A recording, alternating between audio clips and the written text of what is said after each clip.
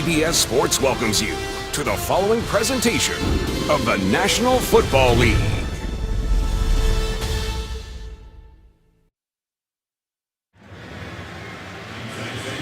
As we welcome you back, a look at John Harbaugh, who is in his 9th year as the head man of the Baltimore Ravens. On the other side of the field, Ben McAdoo, the rookie head coach of the New York Giants. Nice day down here, Sunday afternoon, down to the sidelines and our Jamie Erdahl. Jamie. Greg, thank you. If you take over an offense just 6 days ago, as Marty Mornhinweg has done in Baltimore, you'd want all your top tools to make sure that transition goes smoothly. Not the case for the Ravens today without Steve Smith Sr., as you mentioned earlier. Plus, Joe Flacco has 2 offensive linemen down in Marshall Yanda and Ronnie Stanley. But really, it's not just linemen, it's experience. 20 Pro Bowl selections not on the field for the Ravens today. Tough to do that on the road, Greg. Jamie, thank you. A bunch of game changers on that list who are not active today. Giants have won the toss and have deferred, which means that Baltimore will get their hands on the football first, and Marty Mornhinweg can start dialing them up. Well, and I think he's excited about this opportunity. I know the players that we talked to were excited about it. They said when Marty came into meetings, just the energy he brought, the players were looking forward to this, and they were also very quick to point out not to put all the blame on Mark Trestman. They said as players, we have to play better, not only for Marty Mornhinweg, but in order to keep this offense going and get the points on the board that they'll need. Chris Moore is deep, and he will not get a chance to run this one back, and so Baltimore will start at its own 25-yard line. And the Ravens want and need to get number 5, Joe Flacco, in gear. 5 touchdown passes, 4 interceptions. His offense ranks in the lower half of the league in all the important categories, Trent, and for a man who has the quality arm that Joe Flacco has, that's criminal. Well, I think the stat that just popped up that shocked me the most is the second lowest in terms of yards per attempt, because as you said, he has a big arm and will throw it up the field. On first down, Flacco to throw it outside, and it's broken up on the far side of the field by number 41, Dominique Rodgers-Cromartie. On the Baltimore offensive line, first-round draft pick Ronnie Stanley, bothered by a sore foot, misses a 3rd straight game today, and all the juggling that has gone on. Jeremy Zuda, the lone starter from a week ago. Meanwhile, Dennis Pitta is one of the main receivers, back and healthy. 28 catches on the year for him.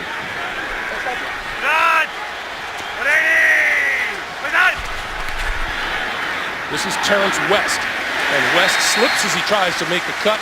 Looks like it'll be about a 1.5 or 2 yard pickup. Giant defense looking for a pass rush. Jason Pierre-Paul, one of those supposed to deliver. He has one of New York's league worst 4 on the year. Devon Kennard, questionable. All week long, he does start at linebacker. And the Giants with only 2 interceptions so far. 5th-year corner Janoris Jenkins has both for New York. 3rd and 9.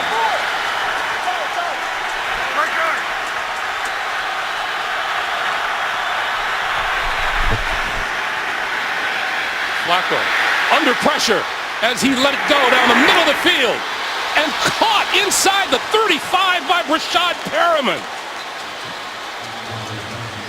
He went up and got it between 2 defenders, and we saw that Joe Flacco arm that we were just talking about. Well, they've been talking about the pressure or the lack of pressure the Giants have been able to bring. That time bringing linebacker and safety pressure.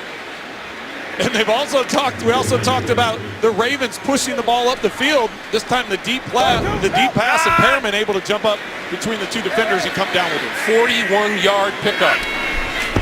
Now from the 33, this is West, and West spinning and brought down at about the 27-yard line by Landon Collins. Marty Mornhinweg, a well-known man around football circles. Well, and I think most recently you think of him as the offensive coordinator with the Jets here in 2013 and 14, but this is his 2nd year on the staff with Baltimore. He was the quarterback coach, promoted this week to offensive coordinator, and there have been some subtle changes that we'll see as this game continues. How about it's the 2nd time he's replaced Mark Trestman as an offensive coordinator. He did so in San Francisco. Terrence West, no running room as the Giant defense converges to stop him at the 33, or the 28-yard line. Well, I think the Giants have been hearing about how the Ravens want to run the football and change their approach and go back to Ravens football, play big physical football, run the football downhill. So far, the Giants are doing an effective job stopping them in the run game. Bringing up another 3rd and long, Greg. 3rd and 5, and Flacco needs the 23 for a first down.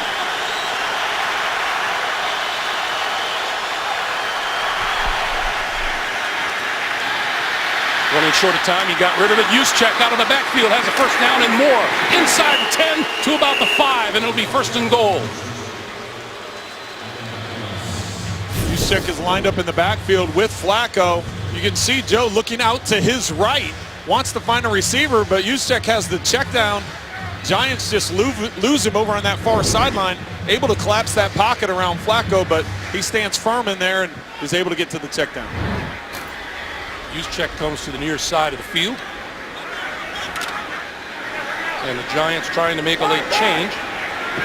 And they will. Terrence West in the backfield. 1st and goal from the 10. Flacco with time. Throwing off the fingertips at the 5-yard line. Intended for Dennis Pitta, the tight end. We talked with Dennis Pitta last night. It was nice to see him back in and healthy. You know, he's been battling injuries now for a good 3 years, 13, 14, and 15. He's missed so much time in those 3 seasons, and questioning whether or not he thought he would be healthy enough to play football again. He said, well, I wanted to, and I was working at it. He was at peace with the fact that he may not be able to get back to the level he is, but he feels great, feels healthy, and gives a great underneath target for Joe Flacco. Early movement up front. That's John Urschel. False start, number 64, offense, 5-yard penalty, repeat, 2nd down. If that snap had gone off, Urschel would have had a really good jump on the whole play. He would have, but he didn't. He about ran over Zuda. A bunch of changes on that Ravens offensive line, which is also going to present a little bit of a challenge for Joe Flacco and Marty Morningweg today. From the 15-yard line, 2nd and goal. Quick pass to the outside to Perriman. And Perriman to about the 13-yard line. Well, this is where you talk about the defense, and you start getting down towards the end zone and things collapse. And so from a coverage standpoint, the windows become a lot smaller. And the Ravens are known for using 2 tight end packages, 2nd in the National Football League, and using 2 tight end packages. So you think down here on 3rd and long, or 3rd and long and 3rd and goal, but also a long distance, that you would spread it out. But they're trying to find some matchups right now with both tight ends in the game, with Crockett Gilmore in there as well as Pitta. Flacco stands in over the middle, and that is complete just short of the 5-yard line to Pitta. But that'll bring on the field goal unit. Well, and Joe Flacco talked to us yesterday about the patience you have to have. As much as you want to try pushing the ball up the field, we talked to him about, you know, those types of passes, the big plays up the field, and why the Ravens haven't been doing that a lot this season. He said, you know, I'm not going to throw it just to throw it. I've got to be smart with the football, understand what I have on the defensive side, and he did that time. Instead of pushing it into the end zone, said, you know what, we'll throw the underneath. If we happen to make a play, great. Otherwise, we'll settle for a Tucker attempt. From 23 yards out. It is good. Justin Tucker, perfect on the season. 6 out of 6. 7 out of 7 in points after. Eli Manning gets his chance after this. 10-play drive for the Baltimore Ravens. Justin Tucker finishes it off with a 23-yard field goal, and the Ravens with a 3-0 lead.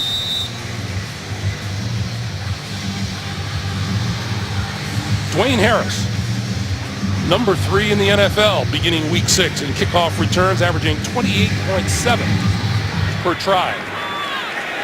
And he will not get to return this one as it floats out of the end zone. And there is Eli Manning. Started the season well, but completing less than 58% of his throws the last 3 weeks. Looking for regular season career win number 100 today. And first and foremost, this is the quarterback's lament, isn't it? You got to protect him. Well, and with Ben McAdoo, you know that he's been there for a couple years. So even though this is his first time as a head coach, it's the same offense they ran a year ago. And with the number of 3 wide receiver sets they run, it's about getting the ball out of your hands quickly if you're going to put that much pressure on the offensive line. Rashad Jennings is in the backfield for the Giants. He's missed the last 3 games with a thumb injury.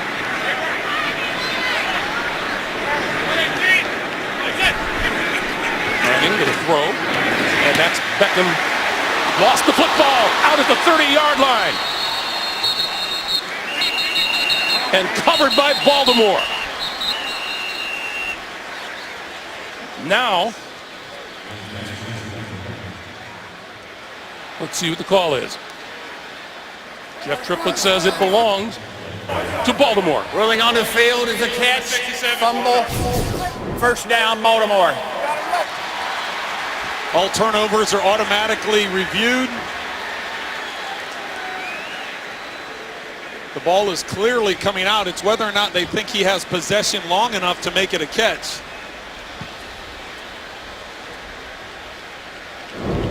Zach Orr is the one that gets the fumble recovery, if that's what it's ultimately determined. And they're going to take a look. We'll take a break. If it is a lost fumble by the Giants, it's the 7th for them this year, second most in the NFL. The NFL on CBS is sponsored by Southwest. Yes to low fares with nothing to hide. That's transparency. Verizon. Welcome to Verizon LTE Advanced, the next-gen network. And by Ameriprise Financial.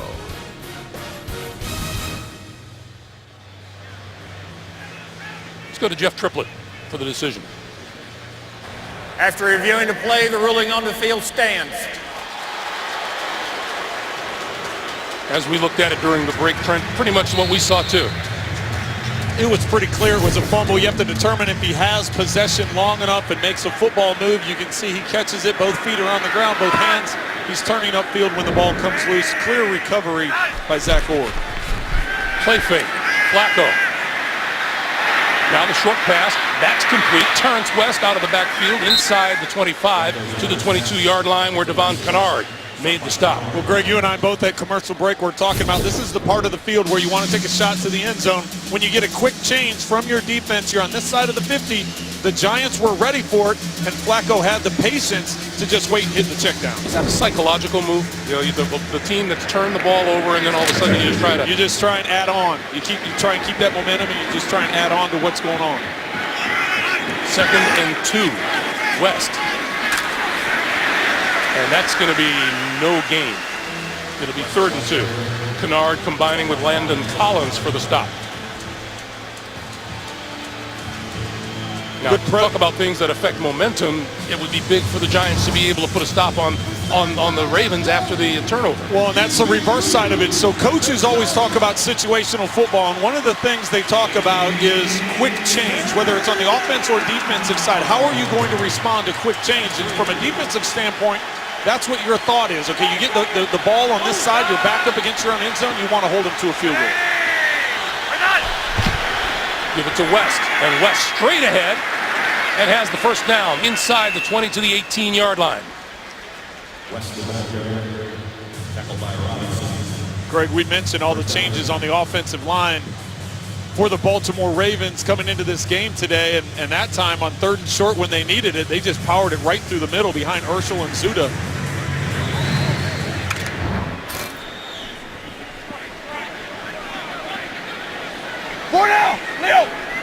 New set of downs for Flacco.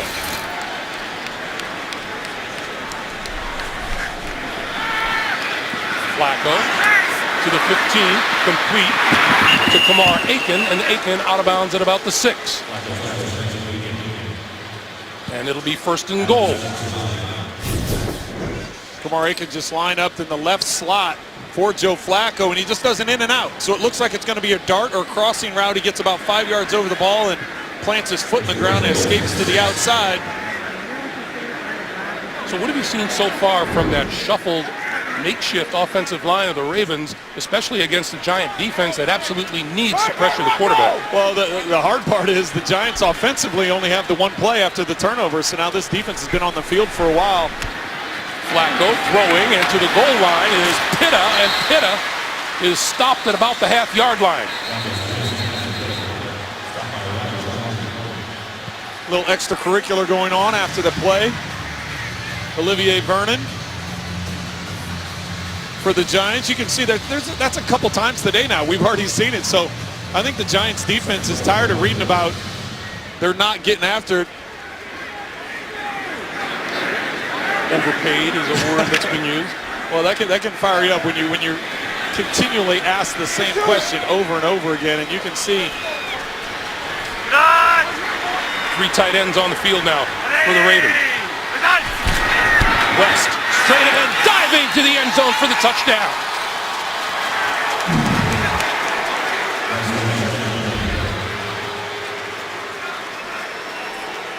So the Ravens turn the Odell Beckham Jr. fumble into points on the board. And once again, going behind left guard John Urschel and Zuda right in the middle, working that part of the defensive line, taking it up over the top. Not the start the Giants were looking for, that's for sure. Now they need their offense to respond and come out and put together a drive. It'd be great to get points on the board, but if anything, you've got to put together a drive and give your defense a chance to regroup. Justin Tucker for the extra point.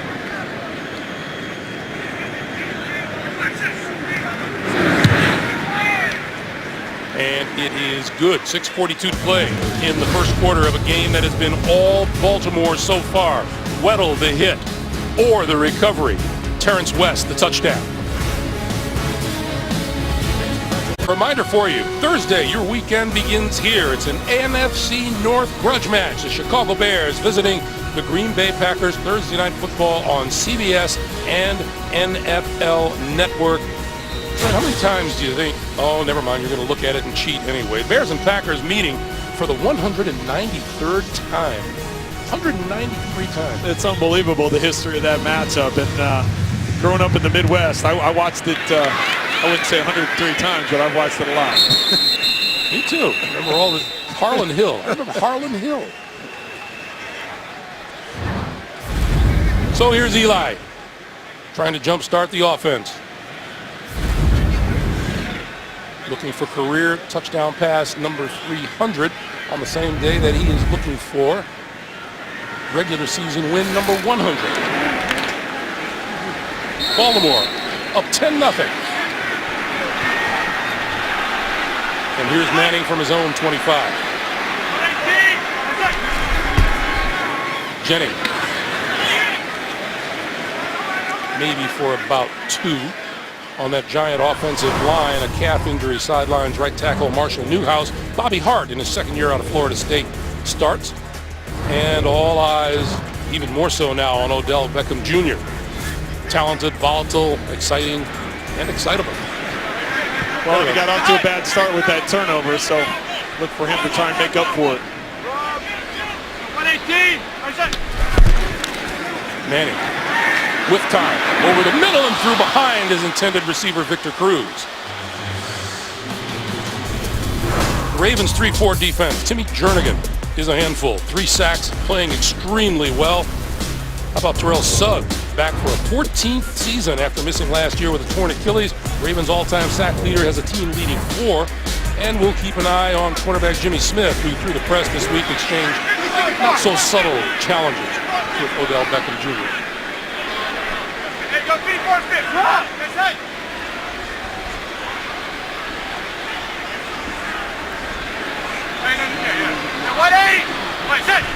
Manning on 3rd and 8. Has time. Up the seam. Off the hands of his intended receiver, Sterling Shepard, the rookie wide receiver from Oklahoma. When you can see there was something that Eli Manning recognized in a coverage and a pressure, gave a signal to Sterling Shepard to adjust his route. Just a little too high up the field. You see Weddle reading him right from the top, right in the middle of the field. He tracked Eli's eyes over to that seam. Darius Webb takes a look and can play this one from his own 25. And goes down at about the 28-yard line. And we have a penalty marker down. 2 of them.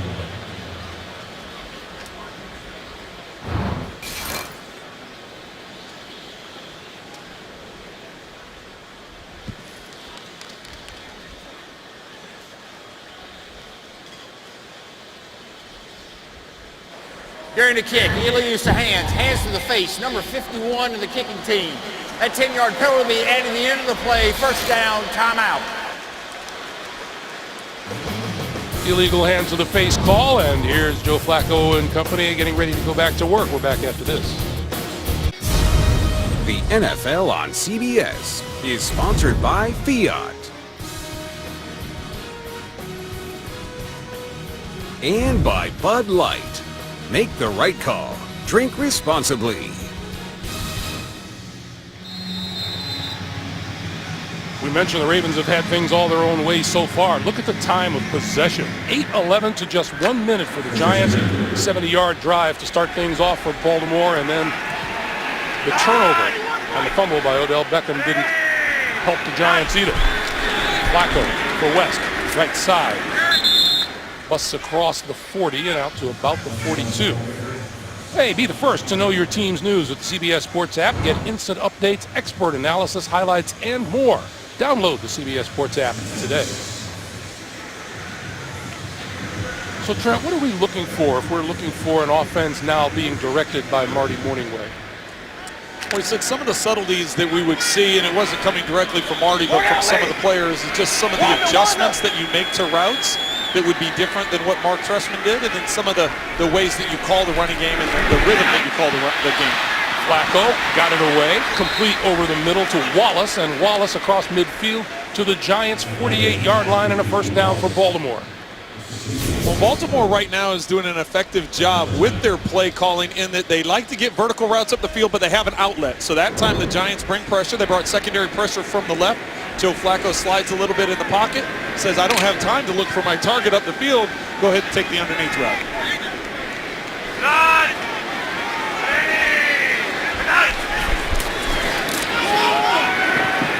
Flacco on the move, throw, sideline incomplete. Pass intended for Brashad Perriman. You saw that Flacco has 104 yards throwing already. Yeah, he's done an effective job spreading the football around. That time the Giants were in great position. Yeah, they fell for the fake, and so he was open on the bootleg getting outside the pocket. But all the receivers up the field, they had a deep route coming from the backside, Pitta crossing across the middle. There was nowhere really to go other than to try and dance it along that sideline and just too far out of reach. 4.5 minutes to play here in the first. 2nd and 10. Another play fake. Flacco. And threw it away. You know, one of the numbers that's stuck out to me, Trent, as we got ready for this game, was Joe Flacco with that great arm of his and averaging less than 6 yards per passing attempt. You and I both shook our heads when we saw that stat. We couldn't believe it. That under 6 yards, second fewest in the National Football League when you consider Joe's made a career out of pushing the ball down the field. And the game numbers have showed it. He has thrown for less than 300 yards in 4 of the 5 games that they've played so far this year. 3rd and 10. Big third down for the Giants defensively. Penalty marker flies as Flacco has time and throws. It's complete. Use check down the sideline. And now let's check the flag.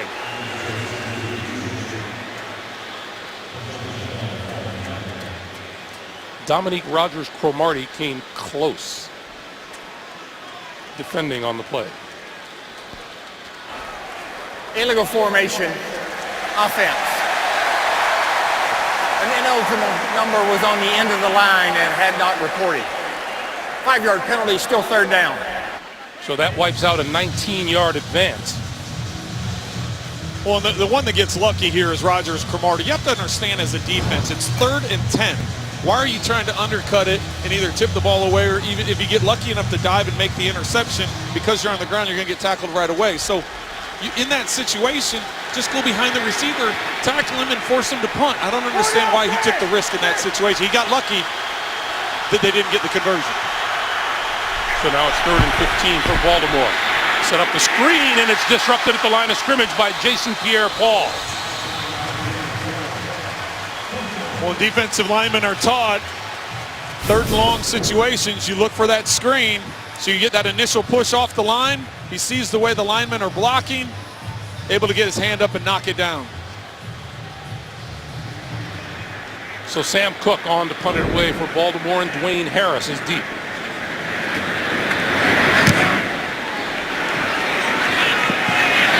catch called for and made at about the 7-yard line.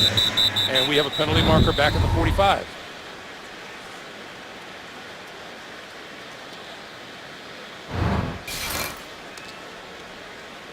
Jeff Triplett indicating holding against the Ravens and looks to the Giants sideline.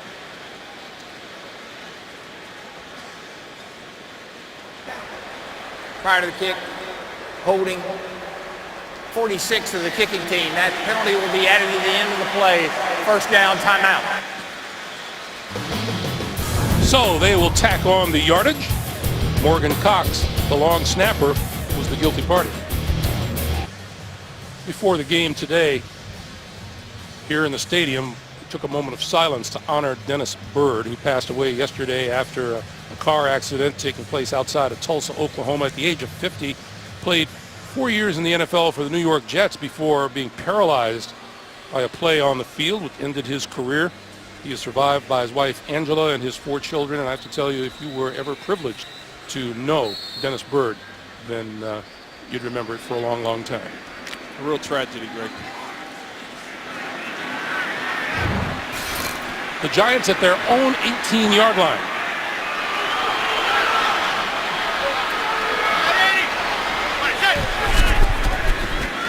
This is Jenkins. And not the easiest thing in the world to run on a Baltimore defense that only allows 76 yards rushing a game. These are the Giants' first 2 possessions. 1 fumble and 1 punt. Trying to change the tempo up here, the Giants.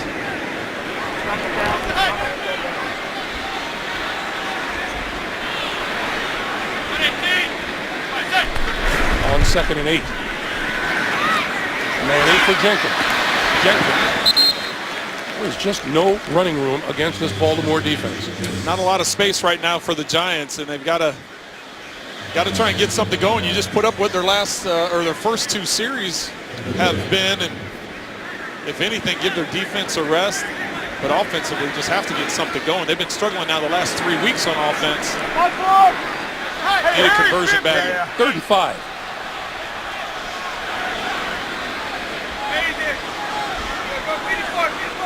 Hey, go 50, go to 50.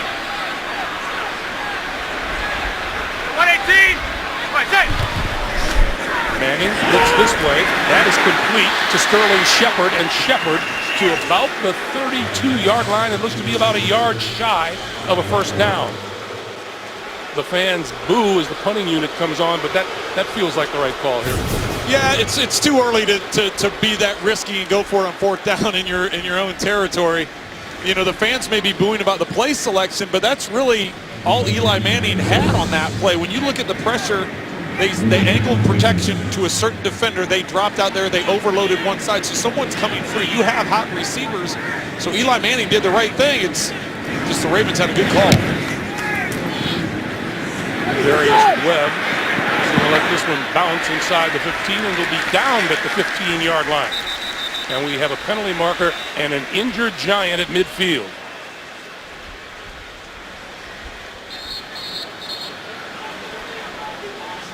And that is the long snapper, Zach Diassi.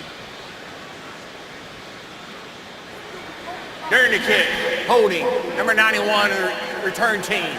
10-yard penalty, first down, timeout. So we'll take a timeout. Zach Diassi limps off the field. The penalty was on Matthew Judon.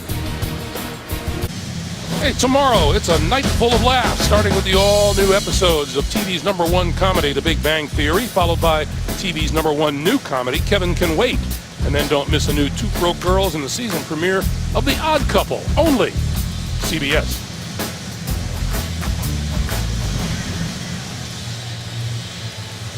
A minute 42 to play here in the first period that has been all Baltimore. And Eli Manning still trying to figure out where some offense is going to come from for the New York Giants. Terrence West in the backfield behind Flacco. West with the football. Tries the left side, gets a little bit of an opening and pops it out to about the 15-yard line, brought down by Jonathan Casillas. And Greg, for a team that likes to use a lot of two tight end formations, you would think inside your own 10-yard line, this would be the perfect time to do it. What they do, they come out 3 wide receivers, they spread the defense out, and yet run the ball. So you're catching the Giants in a spread out defense, and they were able to take advantage on that left side. That is linebacker Mark Herzlich, who appears to be the backup long snapper for the Giants. Warming up, at least he is today. On 2nd and 4, Flacco goes down at about the 10-yard line. The Giant defense finally breaking through, led by Jonathan Hankins.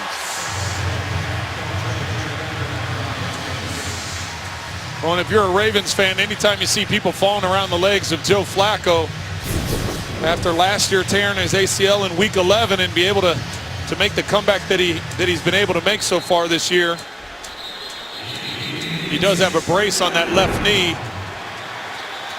Much needed sack for the Giants. And they're getting a look at Hankins.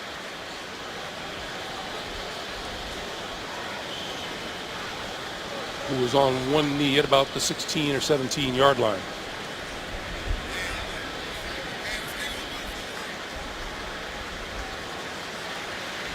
That is only the 5th sack of the season for the New York Giants, who are dead last in that category in the NFL. Robert Thomas onto the field to replace Hankins as he's looked at on the sideline. Meanwhile, the Ravens, with 34 seconds to play here in the first quarter, looking at a 3rd and 7.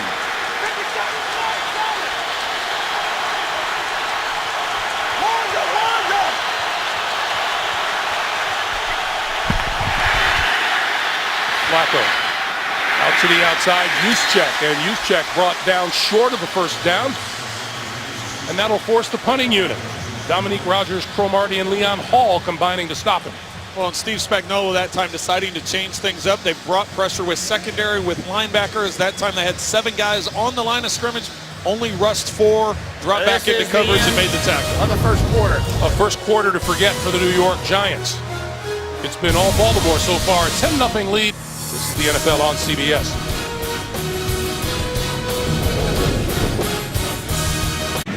Welcome back as we start the second quarter. The Ravens with a 10-0 lead, and Sam Cook ready to kick it away to Dwayne Harris.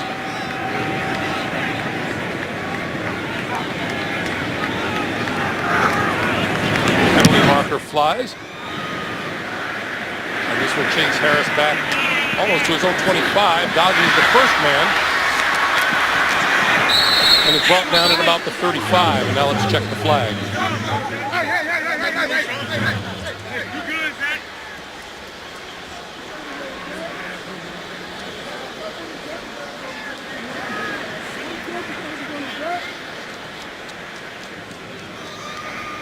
Offside. Defense, number 89. 5-yard penalty results in a first down. So that is a huge mistake for the New York Giants. Let's go down to Jamie. Greg, thanks. Zach Diossi spent about 5 minutes on the table there, got that left ankle fully taped up, put his helmet back on. He just tried to get down in the stance. 1 snap off. He looks to be in a lot of pain, but he's walking around as if he's fine to go. All right, Jamie, thank you. Zach Diossi has been the long snapper for this franchise for 10 seasons now. Yeah, and one of the things overlooked from a long snapper standpoint is, yeah, you have to be good at what you're doing, but from a punt coverage standpoint, a lot of those guys, you really need to get down the field. So if he is hobbled, that would be a big factor moving forward. And that's 1 less tackler on punt coverage. Well, and you may want to just use him for field goals where he doesn't have to run downfield, and just use Herzlich if you feel comfortable with that as your punt long snapper. Meanwhile, the offsides gives Baltimore first down at their own 21. Play fake, Flacco lobs it over the middle, incomplete. Intended for Crockett Gilmore. Time for an update from the NFL today in New York, JB. Kaepernick hasn't done this in a while. Yeah, Colin Kaepernick's first touchdown pass of the year since week 6 of last year to Torrey Smith, 53 yards as they take a 10-7 lead up in Buffalo. Back to Greg Gumbel, Trent Green, and Jamie Erdahl. All right, JB and Coach, thank you much. 2nd and 10. And on the ground with Terrence West this time, who breaks free up the middle. Terrence West to midfield. And down at the 45 of the Giants. Janoris Jenkins brought him down, but not before he picked up 34 yards on the play.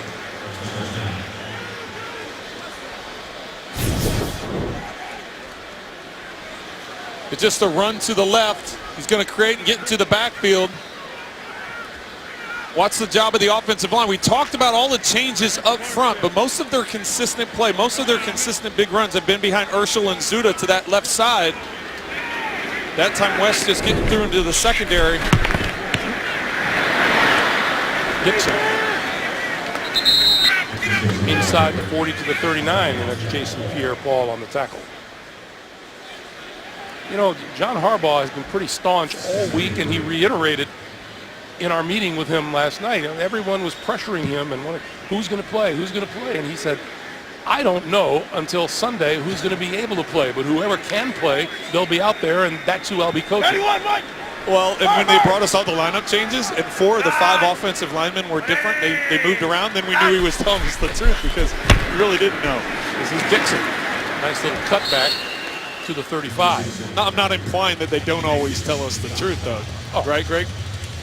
Couldn't possibly have been your right. There's definitely a certain level of secrecy that goes on, but when you look at those guys up front, it's everybody but Zuda is in a different spot. Well, John Harbaugh did say they were intent on running the football well today. 66 rushing yards so far.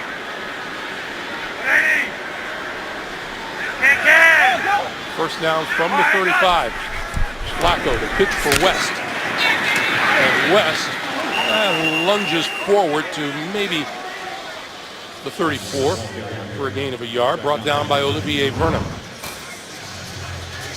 We talked about in the open and at the beginning throughout this game, the yards per pass attempt, one of the lowest in the National Football League, second lowest, and today already over 7 yards per pass attempt.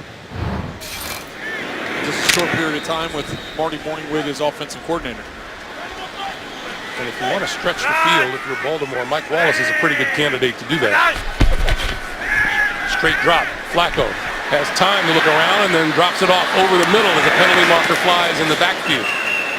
This is West again, and West to within 2 yards of a first down, but we have another flag.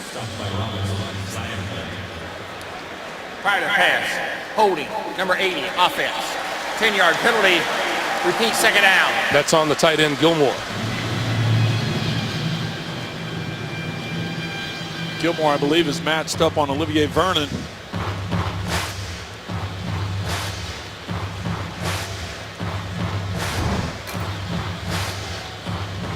Boy, Baltimore stacking up the penalties, 5 of them for 40 yards already. 2nd and 19. But they've survived it pretty well thanks to offensive possession and thanks to a big turnover by the Giants. Yeah, great field position. They're getting some third downs. And Flacco, short pass, near side. This is Pitta. Tried to spin out of trouble, but he will go down at about the 47-yard line. Well, Olivier Vernon is the one that has to get credit. I know he doesn't come up with the tackle. He misses the tackle. But by him reading that screen, by him having the ability to realize it was going to be a screen, and he drifts to the outside, he goes to make the tackle, misses it. But what that does is it allows the rest of the defenders to pursue and get to him. So here he goes over the top, misses the tackle. That's fine, because it gives the rest of your defense time to react and come up and make that tackle and force this 3rd and long. 3rd and 22. When you look at those 3rd down conversions, Baltimore 3 out of 6. They haven't had to deal with the 3rd and 22 yet. Well, really all you're trying to do if you're Joe Flacco is get about 10 yards, maybe 8 to 10 yards, and put Tucker in range. Penalty marker and that's going to be delay of game. Delay of game, offense. 5-yard penalty, it's still 3rd down. All right, Greg, I changed that. Now it's 13 to 15 yards. You want to target? You don't want to. Obviously, you'll take all 27.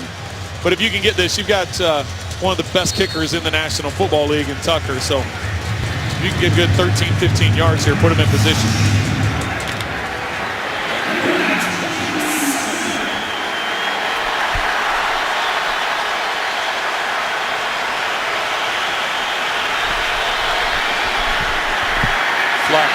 over the middle, incomplete. Dominique Rogers-Cromartie defending against Kamar Aiken. And that'll bring the punter, Sam Cook, out.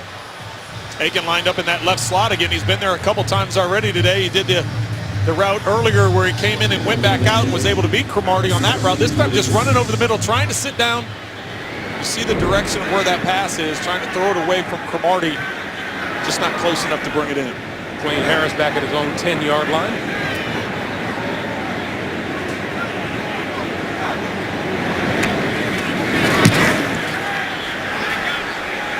Cook trying to drop it in. Instead, the fair catch is made by Dwayne Harris, and that is going to start the Giants at about their own 7-yard line.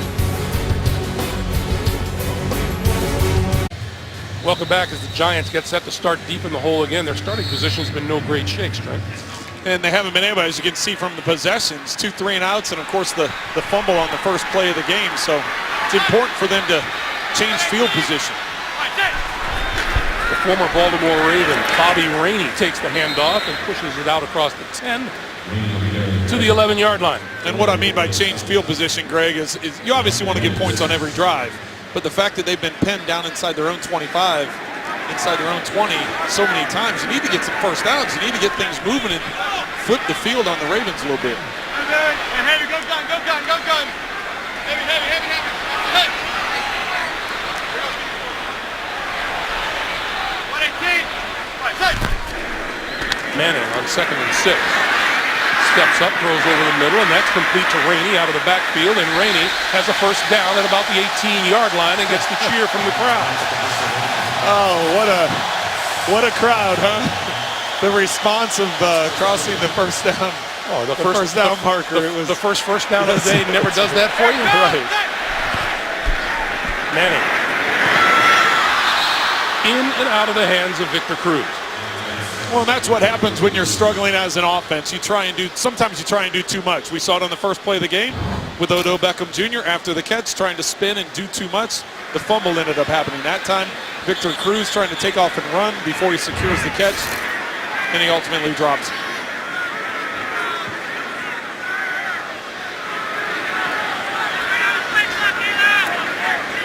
Jeff Triplett says, okay, let's go. Rainey in the backfield again. Rainey spent 2012, 2013 with the Ravens. Go 50, go 50, 50. 5 on 1. 118. Right, set. And Manning for Rainey. And Rainey up the sideline and out of bounds across the 25. Let's see where he is marked out at about the 27, so a yard short of a first down. Well, Eli having some struggles throwing the ball up the field. You look at the last 3 games, all of those losses, he's 2 for 13 for 49 yards on throws over 20 yards. So it continues today, the struggle throwing the ball up the field. And that last throw had to throw underneath because of the pressure. Just get it out of your hands. What? 3rd and short yardage. Let's see if they look to Rainey to get it on the ground. They do. And he may not. That's a yard short. Well, you can see the respect that Dean Pease, the defensive coordinator for the Baltimore Ravens, has for Eli Manning. After talking to him this week, he said, listen, Eli is a proven veteran quarterback. He understands what defenses are doing, and if I don't continually change, give him a different look to deal with, he's just going to get to a rhythm. We don't want him to get to a rhythm. We want to keep him guessing and keep him moving and keep him changing the plays like he's had to do so far this entire game. Zach Diassi is back on the field and snapping for this punt. And Ladarius Webb sees this one sail out of bounds. 8:09 to play. First half, 10-0 Baltimore. The NFL on CBS is sponsored by DirecTV. If you call yourself a sports fan, you gotta get DirecTV. Chili's 3 for Me deal. Chillin' since '75. And by Nissan. Innovation that excites.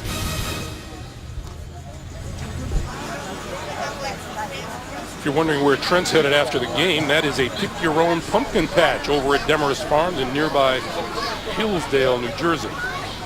I'm okay with that. Yeah, make sure you grab one that fits in the overhead, by the way. That's right.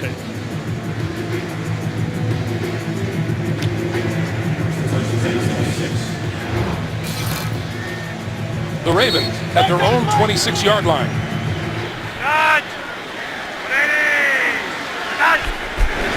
They'll start it off with West on the ground, and West, they have lost a yard. It'll be 2nd and 11. A reminder coming up, the Verizon halftime report with JB and the guys back in New York for all the latest NFL scores and highlights, as well as a preview of Thursday Night Football on CBS and the NFL Network, all coming up on the Verizon halftime report.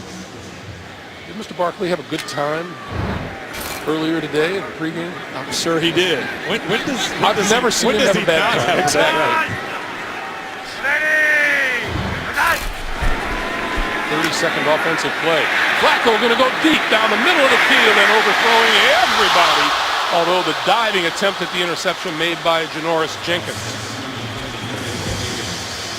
Well, Joe Flacco under tremendous pressure there. He just continued to backpedal, and we talked about at the top his big arm and throwing the ball down the field. That time with Kamar Aiken one-on-one with Jenkins down the middle of the field. He just tried throwing as high and as far as he could. I believe he just launched that about 60 yards while backpedaling. That's right.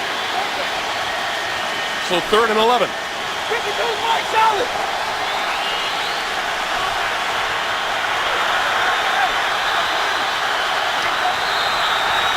And we get a whistle and a timeout. Timeout. Giants. They're first. So they use their first timeout here in the first half. 7:25 to play. As we welcome you back, we remind you tonight on CBS, NCIS Los Angeles faces off against an assassin. Don't miss an action-packed new episode tonight after 60 minutes only. CBS.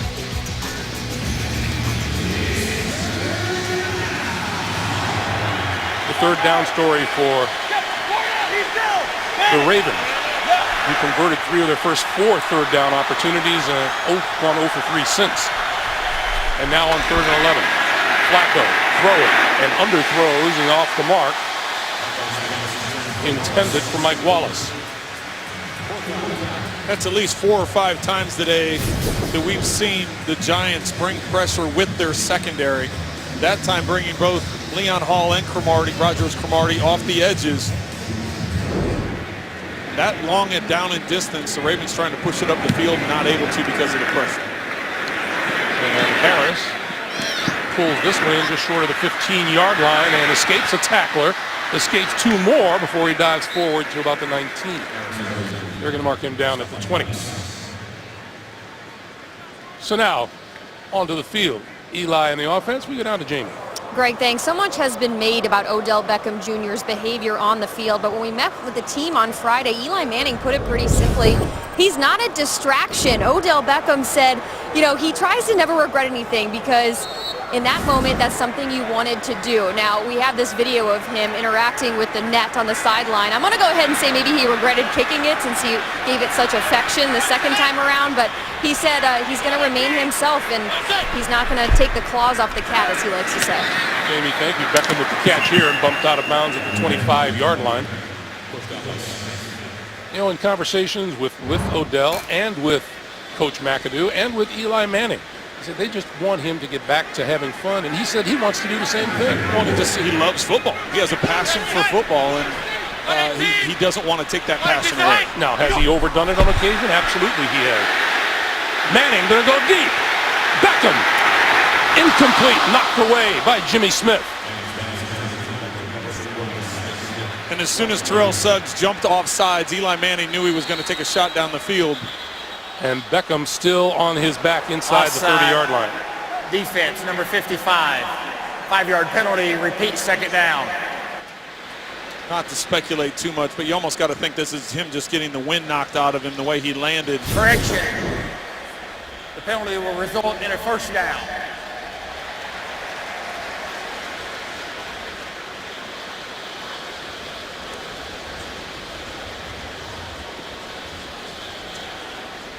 He did hit hard And by the way, it looked like Beckham had to slow down a little bit for a pass that might have been underthrown a bit. Well, the good thing about that replay is it shows his head doesn't bounce off the turf, that it's he lands on his left side. So hopefully for him, it's just getting the wind knocked out. We'll take a break with 6:40 to play in the half. The NFL on CBS is sponsored by FedEx, helping small businesses simplify e-commerce. And by Geico. 15 minutes could save you 15% or more on car insurance. While we wait for official word, Odell Beckham on the sideline and being talked to and looked at. On first down from the 31-yard line. Hey, go heavy, 26, heavy 26. 118. All right, set. Here comes the blitz. Manning got rid of it over the middle, and that's complete, and out to the 39-yard line is Larry Donnell.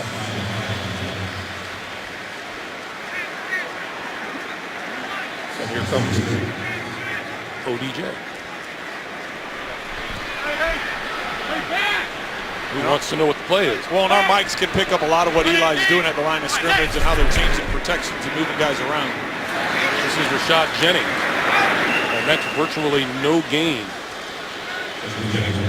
It'll be third down. Zach Orr making the stop, and Beckham heads for the sideline again.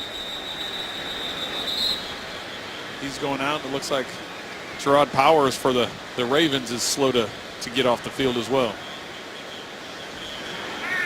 Boy, and both these teams pretty dinged up coming in today. And Beckham's going straight to the locker room.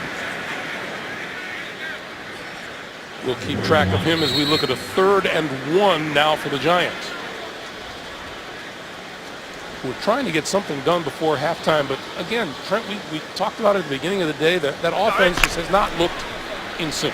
There hasn't been a lot of rhythm offensively. They didn't get their first down until halfway through the second quarter, so trying to get something going, not going to help with Odell Beckham Jr. now out of the game. They have 2 first downs on the day.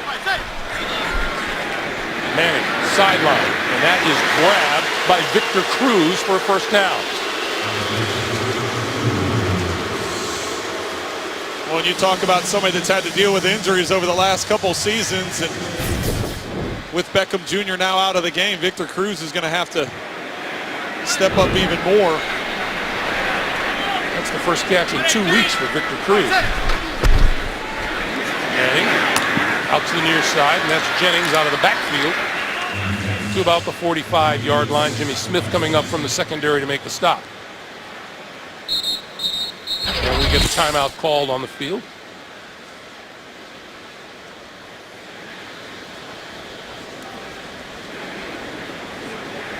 Stop the play just to spot the ball.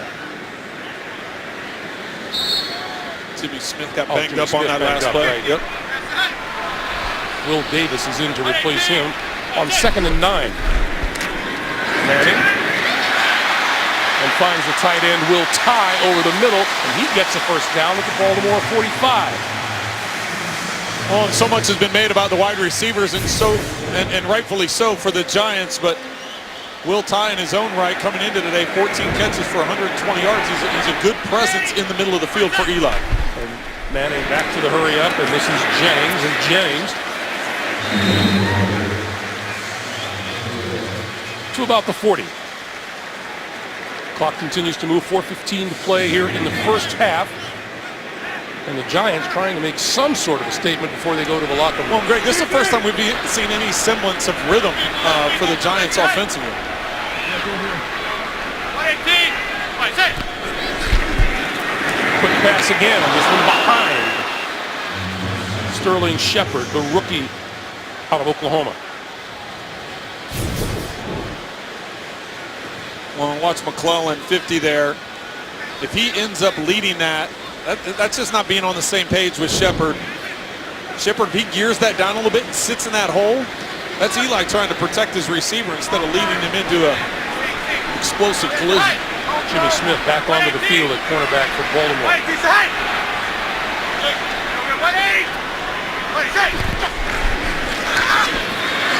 5 yards for a first down. Manning lofts it down the sideline. incomplete. Roger Lewis Jr. was the intended receiver. And the Giants going to go for it here on 4th down. The word on Odell Beckham Jr. has suffered a hip pointer, and his return is questionable at this point. Well, Greg, I think this is the right call. The way things have been going for the Giants offensively today, going for it at this point in time is the right call. Manning, this side of the field, and the catch is made. The 30-yard line by Victor Cruz for the first down. And an unnecessary pointing down the field. There are officials to do that. Well, I think he's just happy because they finally got another first down. So it's he's excited a little bit about that too. But that's the second time on this drive now. They've done a quick throw, quick timing route from Eli Manning to Victor Cruz on the outside. From the 30, Manning. Manning going to go for it all down the sideline. It is incomplete. Cruz, the intended receiver, covered by Smith. Well, and you can hear and see the Giants fans going crazy looking for that illegal bump after 5 yards because Jimmy Smith and Victor Cruz were throwing elbows all the way down the sideline.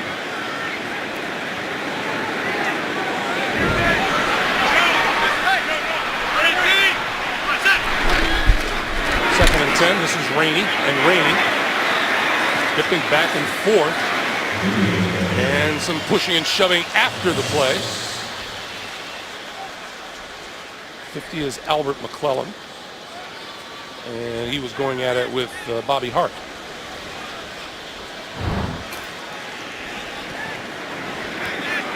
New York Giants finally finding that rhythm they've been looking for, as you mentioned earlier.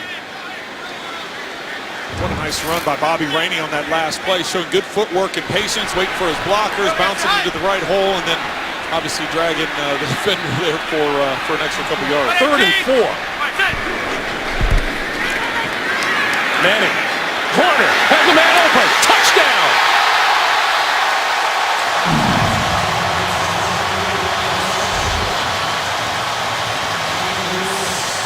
Roger Lewis Jr. His first NFL touchdown. Well, the undrafted free agent out of Bowling Green getting an opportunity. You see, he just lined up. He's going to run a corner route. Eli Manning has to slide in the pocket a little bit to buy some time. Had him crisscross there as a receiver. He was the slot receiver going to the corner. Eli, understanding he had man-to-man coverage, he took advantage of it. Career touchdown pass number 300 for Eli Manning. And he ties John Elway for number 8 all time. Pretty good company. Yeah, there's only 8 quarterbacks, as you said, that have had 300 or more touchdown passes, so quite a milestone. The kick is good, and 2:28 to play in the first half, and the Giants pull to within 3 at 10-7. Well, and Greg, as completely lopsided as this game has been, from a yardage standpoint, a time of possession standpoint, third down conversions, everything, here we are a couple minutes before halftime, and it's a 3-point game. So we talk about the company that Eli is in. How about his brother Peyton and Brett Favre and Drew Brees and Tom Brady? Dan Marino is on that list. Very select company, as we talked about there. Phillip Rivers, I'm sure, will be joining that club here this season. Next few weeks. We'll get a call from Denver. John Elway says, hey, if we're both at 300, we're both at number 7.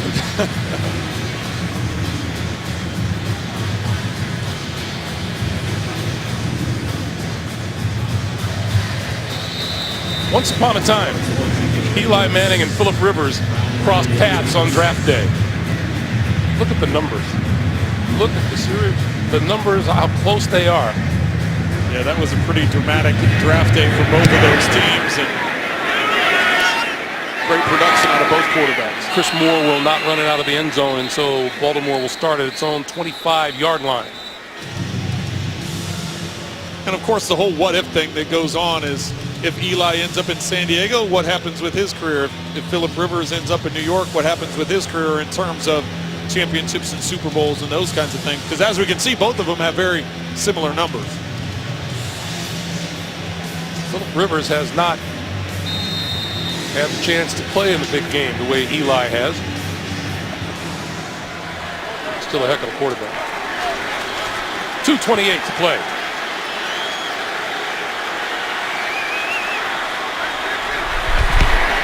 Flacco. Right over the middle. What a pass and what a grab by Dennis Pitta. Flacco showing off that arm. Well, and they have. They've really been pushing the ball up the field. We talk about it coming into the game is, okay, how much more will Marty Morningway call plays to push the ball up the field? But they're still very effective in those underneath throws, that time right on target with Pitta. This is Terrence West, and West up the middle, across the 40 to the 41, and that'll bring us to the 2-minute warning. 2 minutes to play. This is the 2-minute warning. In the first half. Baltimore 10, the Giants 7. This is the NFL on CBS. Justin Tucker getting set just in case he's needed. 2 minutes until halftime, and Flacco sets up the screen. West, and West to midfield, into New York territory and down to the 47. Landon Collins made the tackle. Well, very timely call there on the screenplay. You have 3 receivers out to the left. You clear out that side of the field. You get everybody thinking that's the way you're going to go, and drop back with your eyes left. You draw the defense that way and then dump off the screen. Very timely call. Flacco, incomplete. Covered by Jenkins, intended for Perriman. Well, and that's one that Flacco's going to kick himself a little bit on as we take a look at the first 5 possessions. Ravens jumping on the board with that field goal to start things off. Took advantage of the turnover by the Giants to get the touchdown. 3 punts after that, but the Giants coming with pressure that time and leaving Juszczyk free coming out of the backfield. Flacco just not having the time to find him, having to get the ball out of his hands. 2nd and 10. Flacco with time now, throwing downfield, incomplete. Perriman tried to make the adjustment, tripped and fell. You know, we were talking during that last break. Now we have a player down on the ground at about the 47. See, Perriman has Jenkins beat going down that right sideline, but the ball just behind him, not able to make the adjustment soon enough.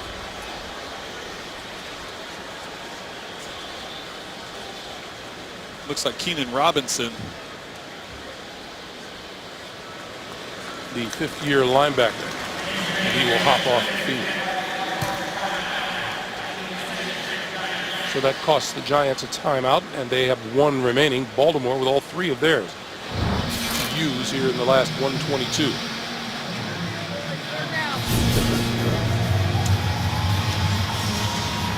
See a big pileup right in the middle. Oh, he got rolled up on.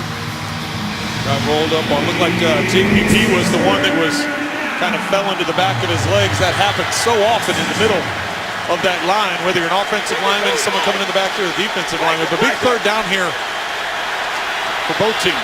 The Ravens 0 for their last 4 on 3rd down attempts. Under pressure, he goes down. That was Landon Collins.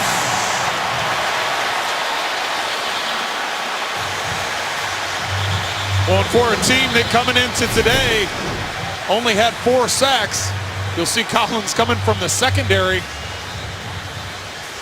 Team that only had 4 sacks coming into today that's the 2nd sack and a timely one at that, Greg. And the Giants get around to stopping the clock with their 3rd and final timeout.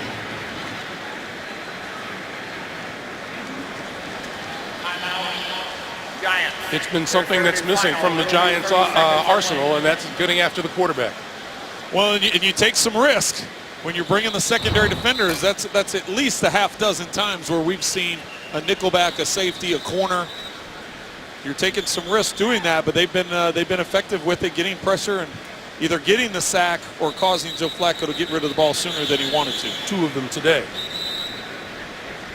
And Odell Beckham Jr. back from the locker room for the last minute and 9. As we remind you, the Verizon halftime report coming your way shortly with JB and the guys back in New York. Scores, highlights, and a preview of Thursday Night Football on CBS and the NFL Network coming up on the Verizon Halftime Report. Dwayne Harris back at his own 10.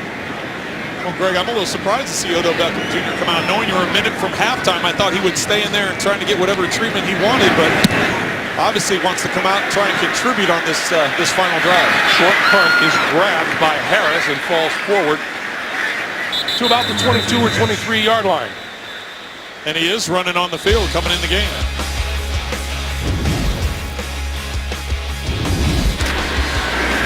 So this was Eli, and the no-huddle seemed to work well for the Giants when they finally went to it. Well, and utilizing the tight end across the middle, and Cruz a couple times on the outside, and then, of course, Roger Lewis Jr., the rookie, getting his first career touchdown.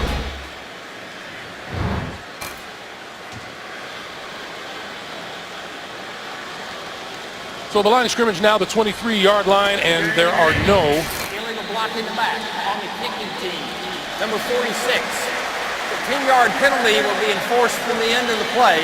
First down.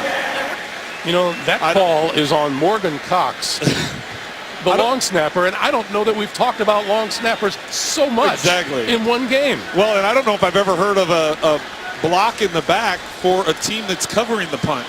Why is he blocking someone in the back? That's what you look at the sideline of the Ravens. They got their arms up in the air. Like, what do you mean a block in the back by the coverage team? You can see John Harbaugh showing some measure of Jerry Rossberg. There is no injury timeout since we had a change of possession on the play. First down, New York Giants. So here are the Giants at their own 33, no timeouts remaining. The foul was on number 42. You just like talking about the long snapper. Well, yeah, Arquestin Huff exactly. was the guilty party. That's right. It's just nice to talk about those guys for every once in a while. Well, that penalty's big though. That's a huge chunky yardage for the Giants. No timeouts available to Eli Manning. They're going to give it to Paul Perkins. And Perkins out to about the 39-yard line, and that'll tell you pretty much how they're going to work the rest of this first half, unless let's see what Manning's got here. Well, they've got no timeouts left, as you said, Greg, and it's you can work all the underneath stuff you want. That completion to Perkins gets the first down. Clock continues to move. 35 seconds. Well, Josh Brown on the year only has one attempt over 50 yards, and it was no good from 53 yards. This one over the middle to Perkins. Perkins needs to get to the sideline. He's not going to get there. They want to spike it. They can. It looks like Eli's going to continue to run plays. 15 seconds. And Manning, sideline. Grab! Did he come down? He did not come down inbounds. It's incomplete. Well, and now you may be kicking yourself for not spiking the ball, because you have to get a ball. If you complete the ball, it has to get out of bounds. You don't have enough time otherwise if you want to try and set up a field goal. So you're either looking at the sideline or you're looking to get it all. Sideline or nothing. And timeout is called by Baltimore to talk about it. Baltimore. Their first is a 30-second timeout. You know, this game feels like it's been dominated by Baltimore. It has that feel just because of the way it started off and the struggles that the Giants had offensively, but here we are, 8 seconds to go, and the Giants are only down 3. This is the pass to Odell Beckham Jr. Tried to toe tap on the sideline. You know, that's pretty close. I think he actually got that second foot in. About the first one landed on the line, but the second one, it's a pretty remarkable non-catch. Yeah.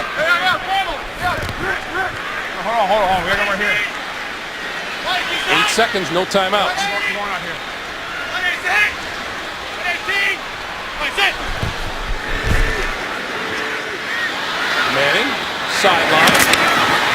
And that appears to be intercepted by Baltimore. Will Davis. And they'll talk about it on the far side of the field at the 30-yard line. Either way, that ends the first half. It is an interception. On the field for an interception as the end of the first half. So Will Davis makes the pick, and that brings us to the end of a first half that saw the Ravens dominate early, and the Giants came back to make it a 3-point game. We are at the end of the first with the score. Baltimore 10, the New York Giants 7. We're back with the Verizon Halftime Report after this message and a word from your local station. You are watching the NFL on CBS. Welcome back to MetLife Stadium in the Meadowlands, where the Ravens lead the New York Giants by a score of 10-7. Let's take a look at Who Are You Lovin', presented by McDonald's. And it's a key play in the first half with Odell Beckham Jr. fumbling and recovered by Zach Orr. It led to the only touchdown for the Baltimore Ravens. Greg Gumbel and Trent Green back with you as we get set for the start of the second half. The defensive units, Baltimore comes in here highly touted and highly ranked in defense. The Giants not, but the Giants ought to be congratulated for the way they did. It was thanks to that fumble that Baltimore got their touchdown. When you have to give Steve Spagnuolo's unit on that defensive side for the Giants, the way they responded, yes, they got the touchdown, did the Ravens after that fumble, but from that point forward, they've been very effective. They've been putting pressure on the quarterback. They got 2 sacks. They've been able to stop that running game. There have been some chunks that they've been able to get, but overall, from the middle of that first quarter on, that defense has played well. As you take a look at some first half stats, how do you feel the Marty Mornhinweg changeover has affected the offense? Well, it started off fast. They were able to get some things going early, got those 10 points in their first 2 possessions, but from that point on, it stalled a little bit. We've really had it's almost 2 games in one half if you look at how things started off for Baltimore early on, and then the way that the Giants were able to hang in there, keep it close, and then ultimately got that touchdown drive to make it a 3-point game. So the Giants, who did not play exceptionally well, particularly on offense in the first half, get their hands on the football first here in the second. And that kick will go out of the end zone for the touchback. They'll start at the 25. We go down to Jamie. Craig, thanks. I just caught up with head coach Ben McAdoo coming out of the half. He said the biggest difference on offense, they anticipated containing that Ravens offense, taking longer shots down the field, and he thinks that will continue to happen in the second half. A couple injuries to note on both sides for the Giants. Odell Beckham Jr. made sure he came up and got warmed up from that hip. Defensively, though, you got linebacker Keenan Robinson with the knee and safety Trevin Wade with an ankle. We got to see if they're going to hit the field. And for the Ravens, Jimmy Smith out with a concussion. Greg. All right, Jamie, that is a big deal. Jimmy Smith, reliable cornerback in his 6th season out of Colorado. They'll start on the ground with Rashad Jenkins, and Jenkins for about 3 out to the 28-yard line. Well, you're right, Greg, with Jimmy Smith out of the game. He's had an impact in several plays in the first half. If you think of some of the throws going down the sidelines, he was in position, some of the tackles he's come up and made. So that will be a big loss to keep track of here in the second half. Will Davis, who made the first half interception to end the first half, has replaced him in corner. Manning throws to the near side. That is complete to Sterling Shepard, the rookie, and he is out of bounds and up for first down. Well, this is a cross route. Shepard's on the inside, a slot route, just working to the outside, just a flat route, and you have a slant on the outside. So it's one of those things where the defender ends up getting rubbed off, and Manning recognizes tip off the fingertips of number 84, Larry Donnell. You know, we saw Shepard there on the outside, and John Harbaugh says we kind of look for him in the middle of the field. Yeah, that's where he's caught most of his balls. This one Donnell's got to come up with. Of course, the pass could be a little bit lower, but it hits him in the hands. As a quarterback, you sit there and hold your breath after a tip ball like that that doesn't end up intercepted. Quick slant is off the mark. Intended for Shepard, and we get the flag. Well, he just got done talking about Shepard in the middle of the field, and sure enough, they come right back to it, a slant from the slot position.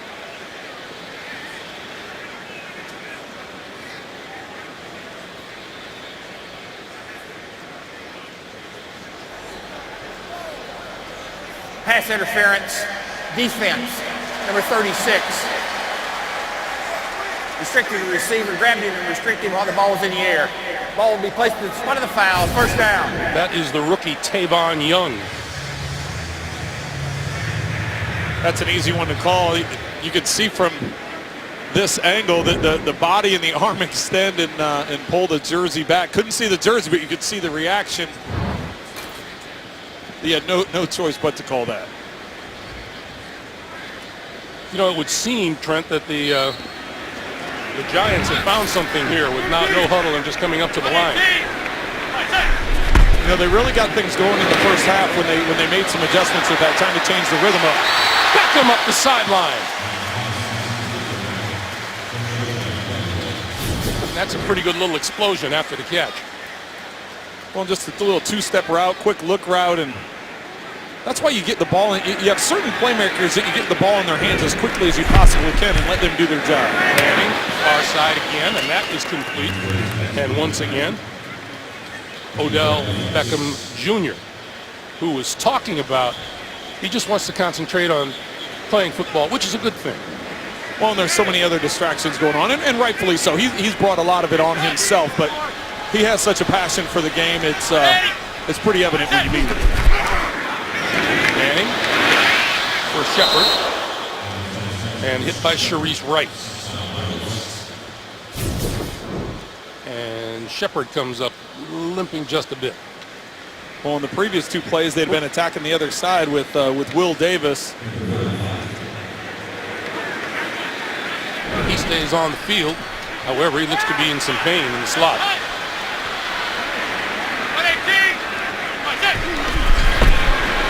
On the blitz, they give this to Jennings, and Jennings not much there as he's wrestled down at about the 37-yard line. Now Shepard is saying, no, I'm okay, I want to stay in. Well, it's interesting, Greg, on that play, Odell Beckham Jr. was lined up to the far right for Eli Manning, and he had Will Davis on him, and he was in off coverage about 10 yards, and before the snap, Beckham Jr. was waving his arms at Eli, trying to get the attention to try and switch the play up. And here are the Giants now on 4th and 3, and Manning on the slant, complete inside the 30 to Shepard for the first down.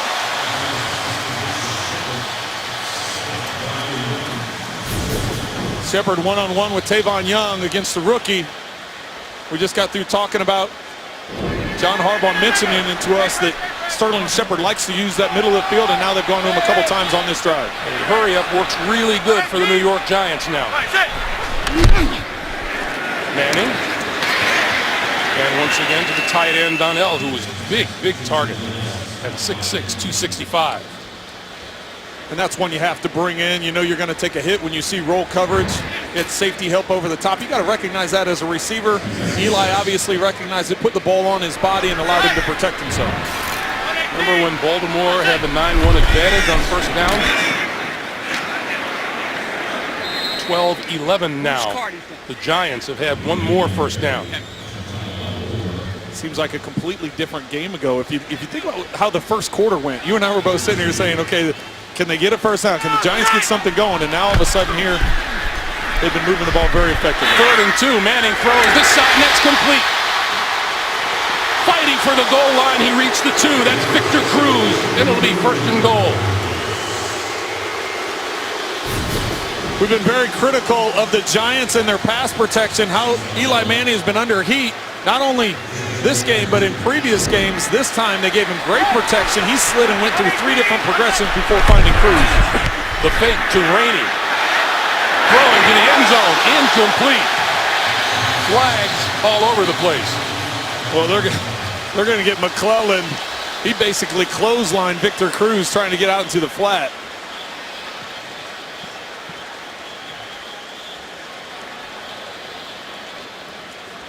Jeff Triplett getting the decisions.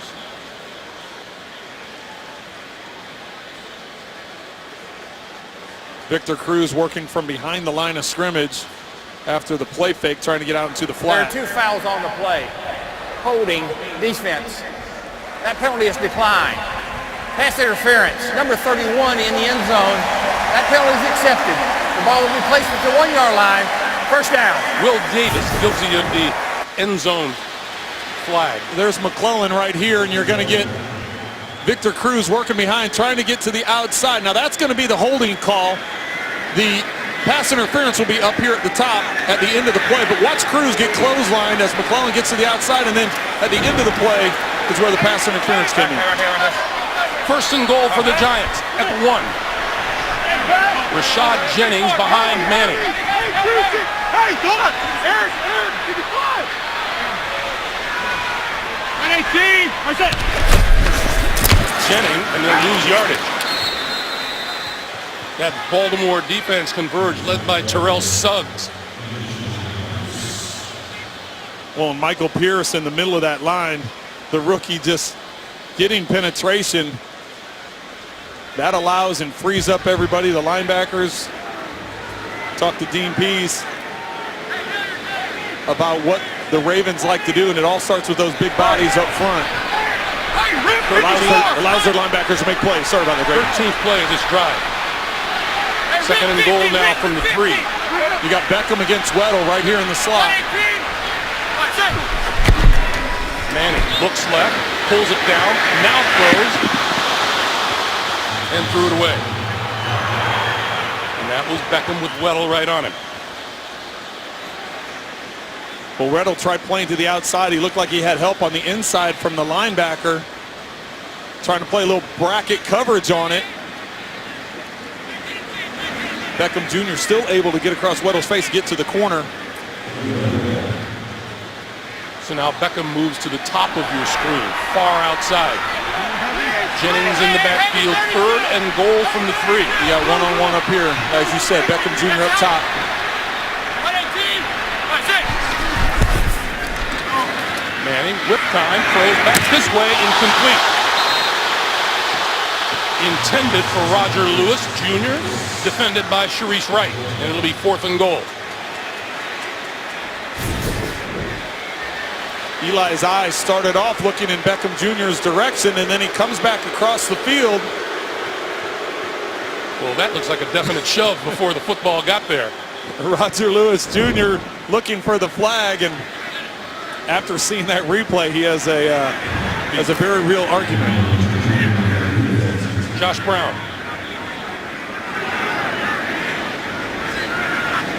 From 21 yards out, and we have a tie game. Impressive opening drive by the New York Giants comes up short of a touchdown, but puts 3 on the board. 9:48 to play in the 3rd. Worth mentioning again, opening drive was impressive for the Giants. 15 plays, 72 yards. Ended up short of what they wanted, but we're tied at 10. Well, the impressive thing is just some of the adjustments they've made. You think about how this game started off for the Giants and completely flipped around for them. They've been very productive. Chris Moore will not run this one out of the end zone. The touchback will start at the 25-yard line. 9:48 to play in the 3rd. We're all even at 10. The NFL on CBS is sponsored by Southwest. Yes to low fares with nothing to hide. That's transparency. Inferno, in theaters October 28th. And by Toyota. Let's go places.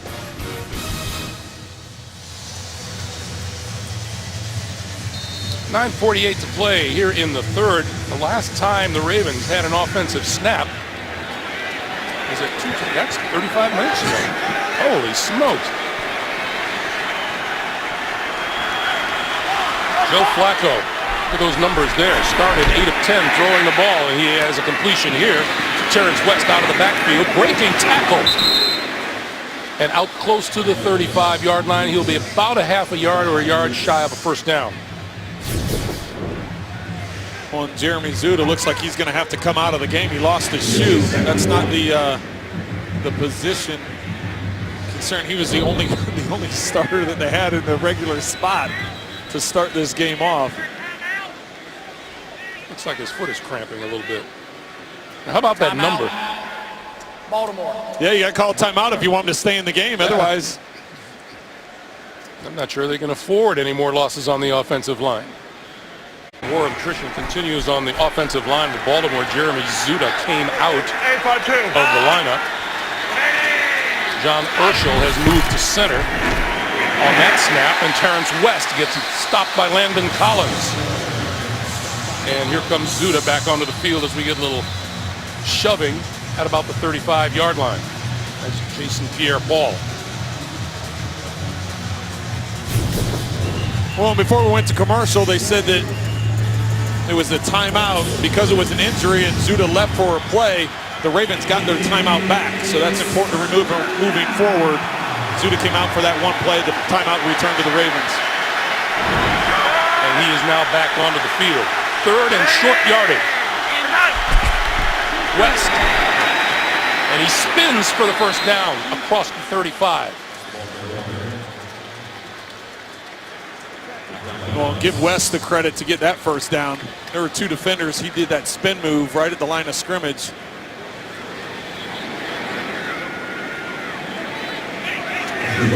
So first down at the 37-yard line now for the Ravens, who are trying to get a little lost momentum back.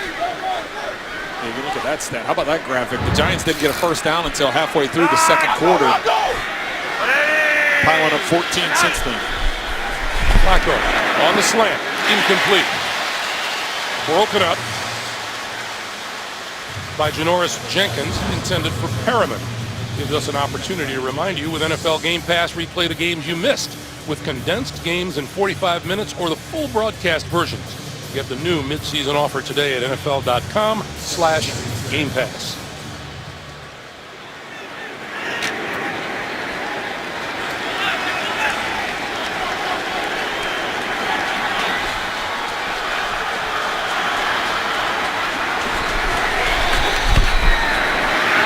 Flacco getting outside. Penalty markers thrown in the backfield as he runs for a first down.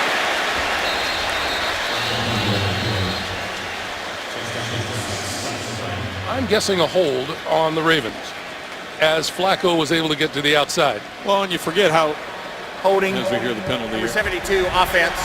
10-yard penalty and repeat second down. That's Alex Lewis, the rookie left tackle. You're right here at the top of the screen. See the inside move there by Pierre-Paul. Gets a hold of him underneath the shoulder pads. And doesn't let go. Doesn't make it. But you forget about the mobility Joe Flacco has, especially when you consider he had the torn ACL at the end of last season and showed a little burst of speed that time. And we get a whistle and a flag and a false start. False start. Number 72 offense. 5-yard penalty. It's still second down. Alex Lewis has not had a good 30-40 seconds. He moved real quick once again. Offensive linemen getting attention in back-to-back plays generally means it's not a good thing. Baltimore now 12 penalties worth 81 yards. Second and 25. Quick pass. Dixon spun to the ground by Landon Collins, who has played a heck of a game in the secondary for the New York Giants. He's been all over the field, sideline to sideline. This time, Flacco trying to get the ball out of his hands quick, get it out to the flat. But Collins comes up with a secure tackle, forcing a third and very long. Landon Collins in his second season out of Alabama. And Flacco looking at a monster third and 24.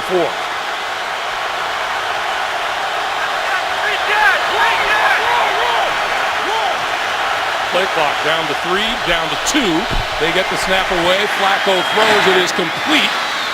And that'll be short of a first down as Kamar Aiken pulls it in and moves to the 40.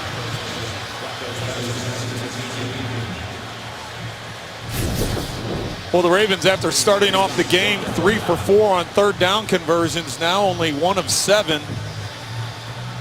Doesn't help when you got the third and 24, but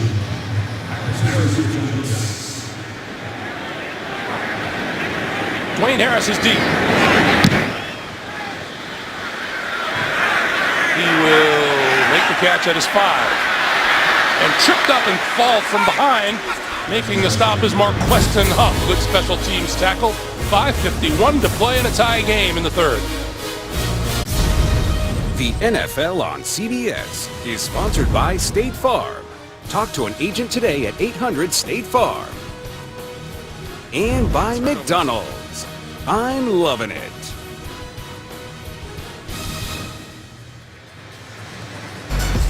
Welcome back, everyone. On Monday, the place to be was the American Visionary Museum in Baltimore. Steve Smith Sr. and 29 of his teammates, including Eric Weddle, put on a fashion show. The event benefited the House of Ruth, which is a resource for victims of domestic violence in Maryland. Nice stuff. Not only raising money for a great cause, but it looked like they weren't having a whole lot of fun. Manning and company from their own 11. With time, will pop over the middle. That is complete to Will Tye. And Tye fighting his way to the 15, maybe even to the 16-yard line. Well, somewhere in the first half, things changed for the New York Giants. Trent, what was it and why? Well, if you look at the first play of the game, they had the turnover, and since that point, about the middle of the second quarter, they were able to get some things going. They went to this up-tempo offense. They really haven't had big pass plays up the field. They really haven't run the football very well, but they've been effective with the underneath and getting the chains moving. This is Perkins, makes his way to the 20, and they'll be a yard short of a first down.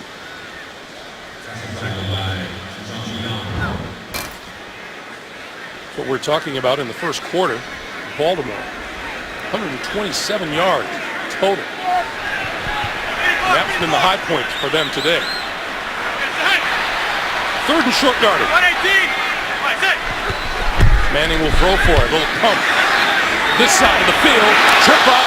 Interception is made. Picked off by Tavon Young. Young back inside the 30 to the 27-yard line. The Giants want a penalty marker. There are none on the field. Well, the officials are just going to say that it was incidental contact, that their legs got tripped up together.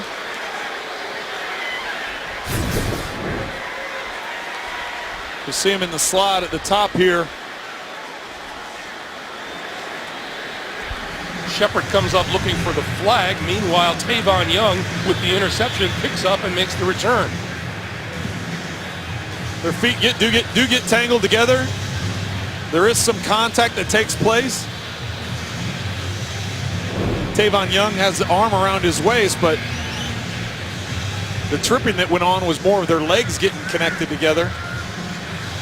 Third Giants turnover of the day. Tavon Young, the rookie out of Temple. The previous play. Tavon Young with his second interception of the season. They will take a look. We'll take a break. 4:36 to play in the third. And this is what they're looking at. First it was, did the ball hit the ground? The ball does not hit the ground. Now you got to figure out the spot. Was there contact? And you're going to see as Young hits the ground, you see their feet come together right there.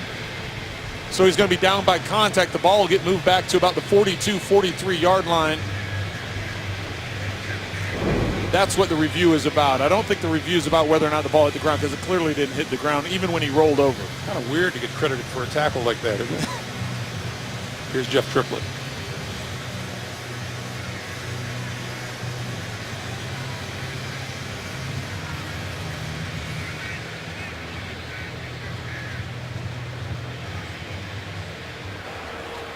After review, the ruling on the field stands. We were trying to determine whether the receiver was down by contact at the interception spot, and you could not tell on the review. So the ruling on the field stands. First down. I could tell. I could tell. They got to see the same replay we did, so it looked like their feet hit together. But what's the difference? The difference is 16 yards. Yeah. So Baltimore on the interception, now at the New York 27-yard line. Flacco gonna loft it for the end zone. It is incomplete. Intended for Kamar Aiken. Oh, excuse me, for Mike Wallace. Holding, number 28, offense. 10-yard penalty. Repeat, first down. So Terrence West is guilty of the hold.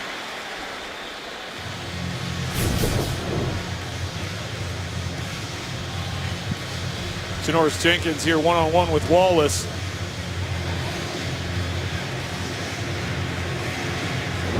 coming off of a heck of a game a week ago where he had 2 interceptions against Green Bay. This time coming up with a big play to knock away the touchdown. Just under 4.5 to play in the third. It's 1st and 20. Baltimore piling up the penalty yards. This is West. Let's get an update from the guys in New York. JB and Coach. Dolphins capitalizing on turnovers. Yeah, off a bent interception, the second of the day. Jay Ajayi going to take this over from 1 yard out. And now Miami leads 23-8 late in the third quarter. Back to Greg Gumbel. You know, it just goes to show you can't trust anybody on an NFL Sunday afternoon. Where do the Miami Dolphins come from for that showing so far against Pittsburgh? Yeah, you and I are sitting here watching some of the scores flash by, and it's pretty amazing when you see what they're doing today. And turnovers will do that to you. Flacco over the middle, wide open. Pitta, and Pitta to about the 25-yard line. Well, I just got through saying turnovers will do that to you. So right now the Giants have 3 turnovers on the day. Of course, the one doesn't count. I don't think it counts at the end of the half. I know it still counts on Eli's number. At the end of the half, trying to force a ball into triple coverage to get position. But the fumble and the interception here put the Ravens in great field position. So turnovers are a major factor in this case for the Ravens, as much to do with field position as anything. So a big 3rd and 8 now for Flacco and the Ravens. Pulls it down, throws to this side, and Pitta bounces off of a tackler, but he'll be short of a first down by about 4 yards. And that will bring Justin Tucker onto the field. Well, when you talk about yards per attempt, we had a big talk about that at the beginning of the game. We've talked about it several times throughout the game. Yards per attempt with this passing game, and right now they're just not able to get the ball down the field. Not very many long completions. They had the big 41-yarder to Perriman earlier, but for the most part, everything has been checkdowns or underneath throws for the Ravens today. Tucker, 13 for 13 on the season in field goals. This one from 39 yards out. And it is perfect. 2:22 to play in the third, and Baltimore regains the lead at 13-10. Well, screening saves lives in the NFL, and the American Cancer Society encourage everyone to join in the fight against breast cancer. Learn more about A Crucial Catch Day on October 25th. Find out how you can help make a crucial catch at NFL.com/pink. Now on Tuesday, the Giants Women's Club hosted a flag football game. Giants players, including rookie Paul Perkins, served as captains, and a portion of ticket sales were donated to the American Cancer Society for breast cancer research and programs.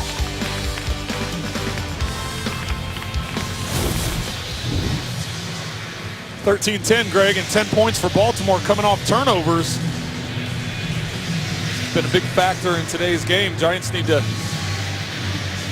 not go into panic mode right now. If you think of what they've done, we mentioned what they've done from the middle of the second quarter on and how they've really flipped this game from a yardage standpoint, first down standpoint, time of possession standpoint, and really a point standpoint. So can't lose the fact because of that turnover to change what they've been doing. Both these defenses have been pretty staunch today. They have been. Dwayne Harris will not get a chance to return this one. This will go through the end zone for the touchback, and they will start at the 25-yard line. Meanwhile, here comes Eli Manning. He and Joe Flacco doing battle today. Take a look at the comparison. Not what you're used to with these guys in terms of yards. When you look at the number of yards, both these guys are more accustomed to throwing the ball upfield more. That was a big point of emphasis this week in Baltimore. In New York, with the 3 wide receiver set that they use so much, you'd think more of it would be coming. Hasn't quite materialized today. As you just mentioned, Greg, both defenses playing very sound. So here's Eli from his own 25.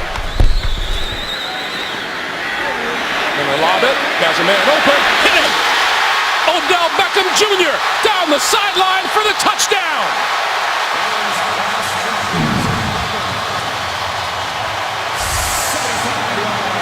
For the touchdown. 75 yards. I think the game is fun for him again. Well, we just talked about big plays down the field, and really neither offense or passing game, and very timely. Right when you start talking about all the underneath throws and not many big plays, sure enough, it's going to happen. Eli had patience and protection. Had patience and protection in the pocket. Well, and really what he's trying to do is he's trying to get out to the left. He's trying to get the quick throw. He's got a slant and a flat. See him having fun with the kicking net again.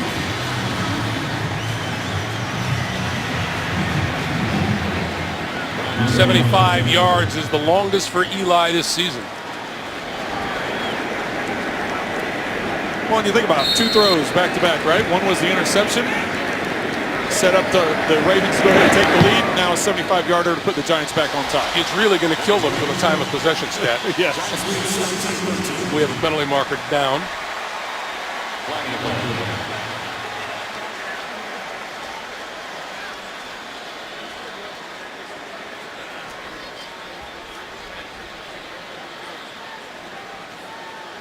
And then the discussion goes on down at the 20-yard line.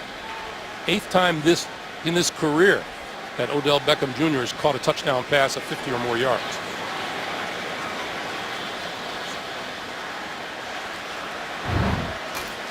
His hip must be feeling all right. After you get done with a 75-yard touchdown catch, then you go back to the sideline, you start limping a little bit, rubbing your hip, and then you stop and dance a little bit. So it's amazing with a 75-yard touchdown how much better that makes your hip feel. Personal foul.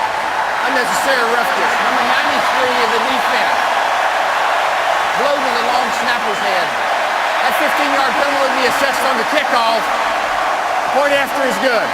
That penalty is on Lawrence Guy, the defensive end, number 93. Let's go back to the touchdown. You got Cruz up here at the top. He's just running a go route. What Eli is trying to get to is the slant here. I want you to watch. Eli's eyes are going to be looking this way at the beginning. He's trying to get out to the slant flat combination. He's looking over there, and then he adjusts to it because of the protection. He's trying to look for a check down, and then he realizes Beckham Jr. has beaten his man up the field. Takes advantage of it. And Here remember, he is once again, a little hitch and go, a spin against Davis. Remember, no Jimmy Smith out on the field for the Baltimore Ravens. After seeing that hitch and go, the eyes to the left may have been to draw Weddle over that way. Maybe he was trying to draw Eric Weddle from a safety standpoint.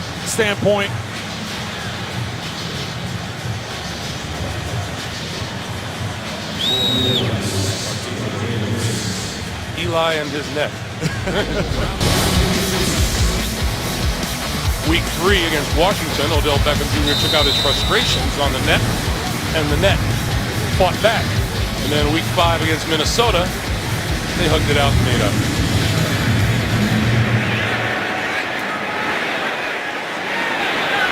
This will not be returned, and the touchback will start the Ravens at their own 25 once again. Meanwhile, Odell Beckham Jr., who has been fighting the opposition as well as a few of his own demons. Well, and if frustration was involved. Yep, and if you look at not only that has occurred, that has become obviously the media temptation and the media attention is what he's done here today. The first catch of the day, what happens? Hit, fumbled the ball, sets up the Ravens to go in for a touchdown. Then he gets hurt right before the half. He goes in with the injured hip, comes back out, tries to make it work, and then ends up with a 75-yarder. So not only what's going on this season, but what's going on here today. Flacco gonna go deep, and he has a man open. It is complete. Mike Wallace brought down inside the 10 at the 5, and a penalty marker along with it.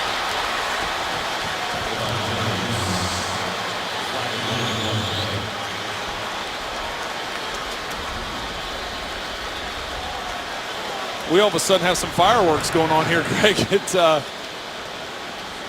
big pass play after big pass play now.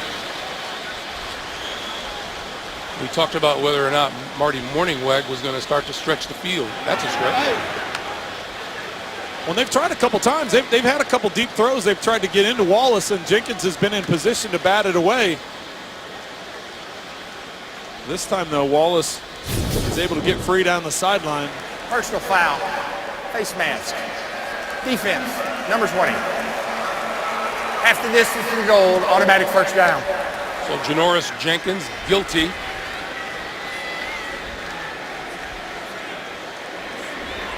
Little stutter move release on that. Wallace has always possessed a great deal of speed. The thing Wallace is lucky at here, watch how his left leg almost gets pinned underneath Jenkins, which could have been a devastating injury for him and the Ravens, but able to get that leg free. That 70-yard pickup, Flacco's longest of the year. This is Terrence West. West looking for the end zone. And no touchdown call yet. Just shy of the goal line.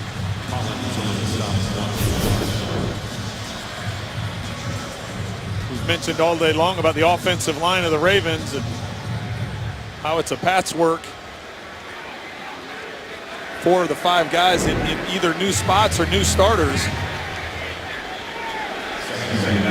And they've even undergone some in-game changes today. 2nd and goal.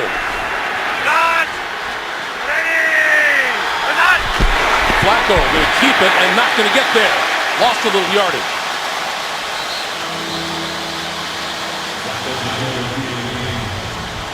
Flacco has 2 rushing touchdowns on the season.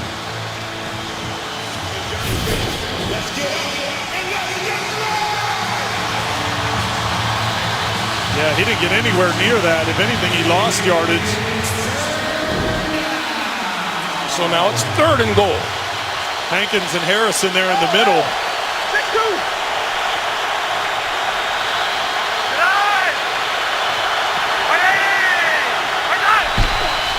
West leaping and coming up short.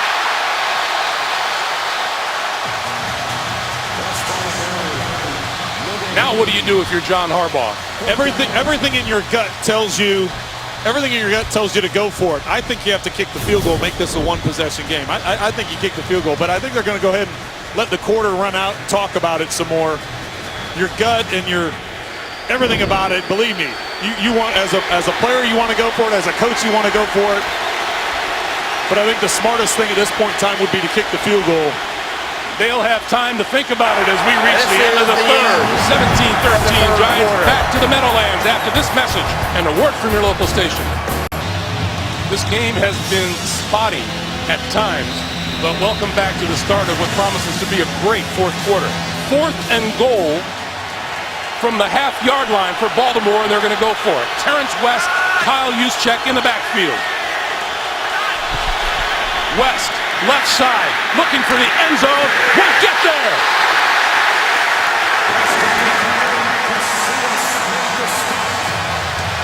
Jonathan Casillas, the first to hit him, number 52.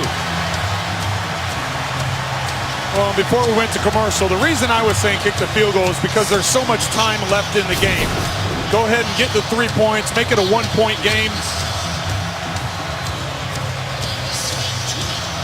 Great response from the Giants.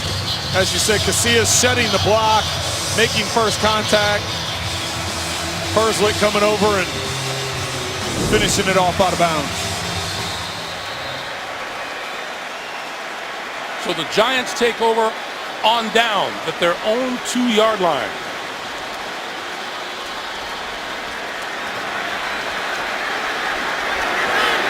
Rashad Jennings behind Eli Manning. And gets the handoff and gets maybe a yard, not much more. Jennings on the carry up the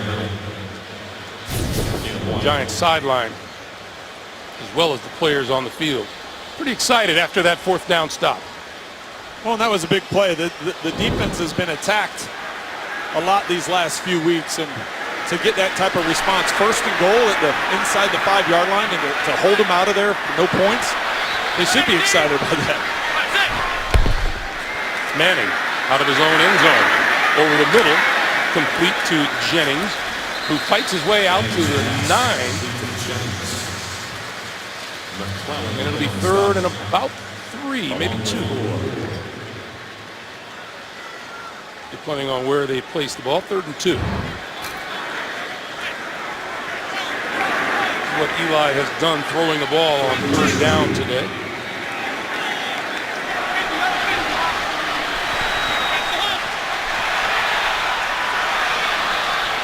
You got Beckham one-on-one up top. Manning. Little short pop. Jennings has first down yardage and then some. Out to the 19-yard line. Eli once again coming out, trying to throw the combination down here to the right. Has two receivers. Is able to work back to his check down. What did we say at the beginning of the day, Trent? The primary purpose of the Giants to come out and give Eli time to throw the football. And they've been able to do that.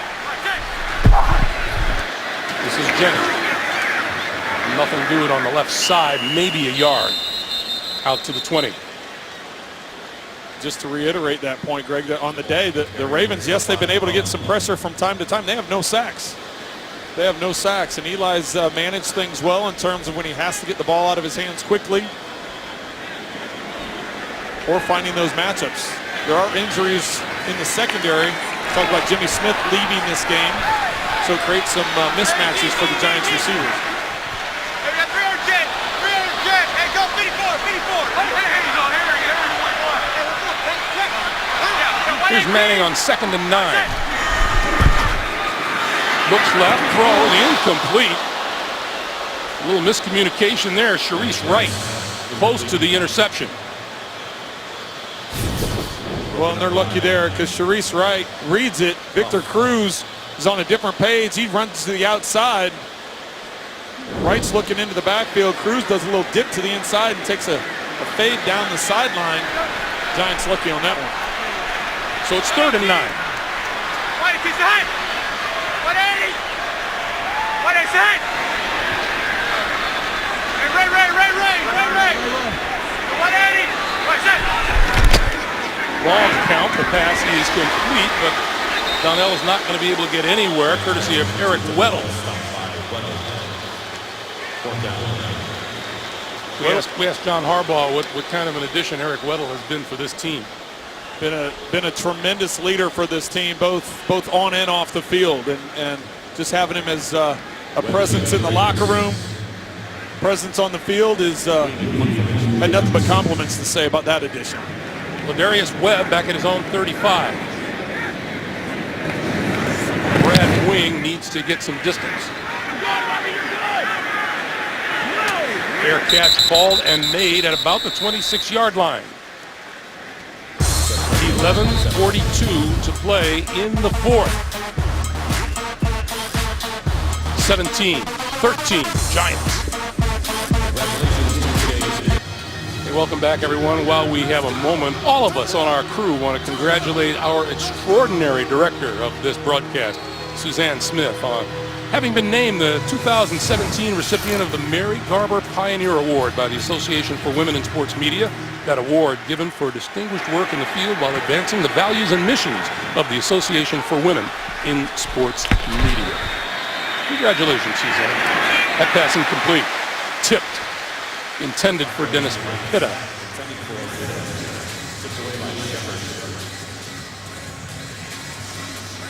So it'll be 2nd and 10. Well, in the offensive line right now for the Baltimore Ravens, we talked about it coming in. How many guys are different along that offensive line? Only one guy, Jeremy Zuda, in the middle at center, is in his normal position. Had to shuffle some guys around and had a good start to the game as well as that guy right there, Marty Morningwig. Good start to the game, jumping up 10 points in the first quarter, but they've had some struggles since then. As you mentioned, a good job by the New York Giants of adjusting. It has been. Steve Spagnuolo talked this week about this is just, it's a work in progress, and I know everybody talked about all the money that was spent on defense and it should get a big splash right away. You have to remember where they were a year ago and what this defense was like and how much better they are this season. And he said they continue to grow and get better. And I think we've seen that throughout this game, where the things started off and where they've grown as this game moved along.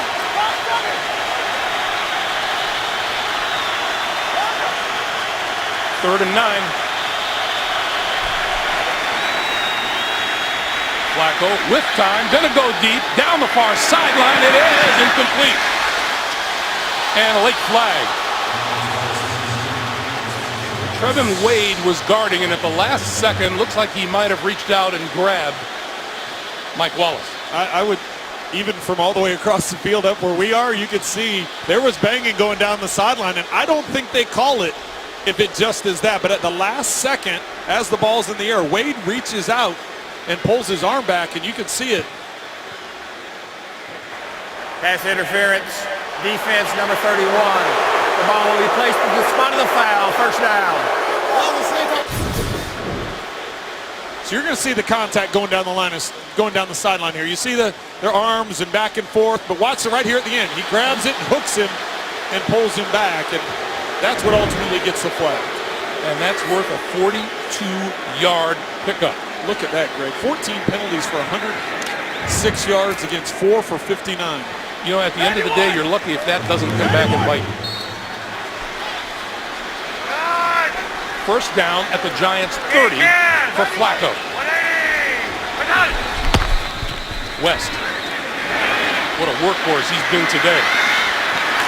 To the 20, to the 18, and another Baltimore first down. That's a 12-yard pickup. Well, trying to run to the right side, and you can just see the flow of the defense over pursuit, giving West the ability to cut back and pick up a first down. West, 20 carries today for a tough 78 yards.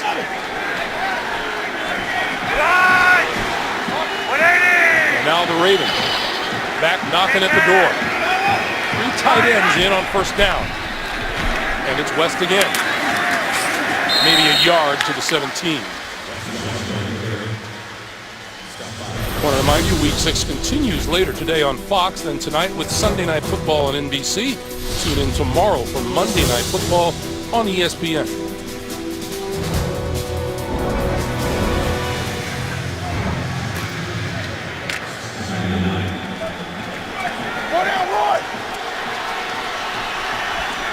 Remember Jim Harbaugh saying last night, we got to run the football. Well, they're making a commitment to it. When you look at the number of carries they have. Flacco lofting it and overthrows everybody.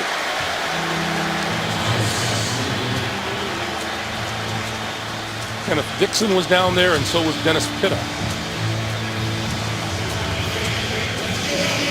Just not enough time. Dixon ends up opening up down that left sideline. He just didn't have enough time to get to it. And what Marty Morningway goes to right here, 3rd and long, heading into the end zone. Everything shortens down and tightens down. Looking at 3rd down conversions, Baltimore started off 3 for 4 on 3rd down conversions, and since then,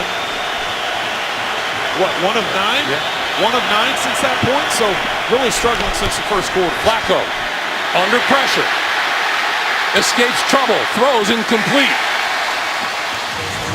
Someone somewhere put a cattle prod to this New York Giant front 4 on defense. They started getting after it a little bit, and talk about the sacks. Some of those sacks coming from the secondary, but this time no secondary. It's just the guys up front. Drop 7 into coverage, so nobody is open for Joe Flacco as he tries to buy time. He has to slide around because that front 4 is making him move. Justin Tucker has been good on 2 prior attempts. This one from 35 yards out.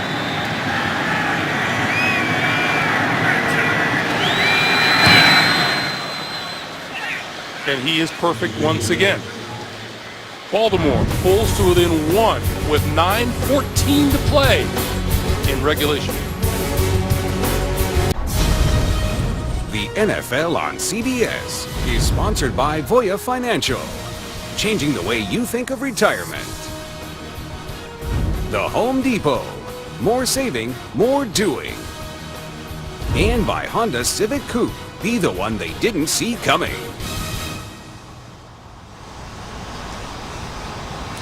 Trent, that's the George Washington Bridge. If you want to hop over to Manhattan after the game and say hi to JB and Coach Cower and Tony and Bart and Boomer. You see up top the traffic's moving, down low not so much, but yeah.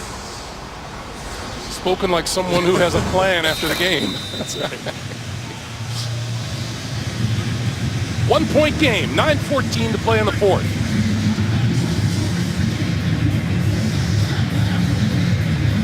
Dwayne Harris is deep and will not get a chance to return this. And the Giant offense will take over at its own 25-yard line. We're coming back to the Meadowlands in just a moment. Speaking of the guys you're going to visit after the game, Trent, Subway postgame show. JB and the guys have the latest NFL scores and highlights coming up on the Subway postgame show. Manning and the Giants from the 25, up by 1.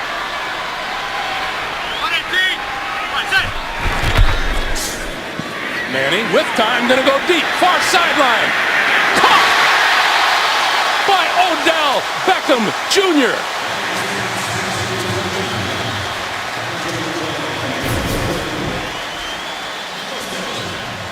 Little in and out against Cerise Wright.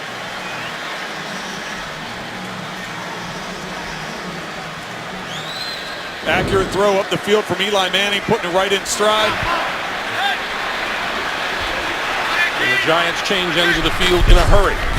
This is Rainey. And Rainey going to get smothered at about the 34. Michael Pierce leading the charge. These Baltimore Ravens are used to close games. Since 2015, 19 decided by 8 points or fewer. This is the 5th straight year the first 5 games have been decided by 6 or less for the Ravens.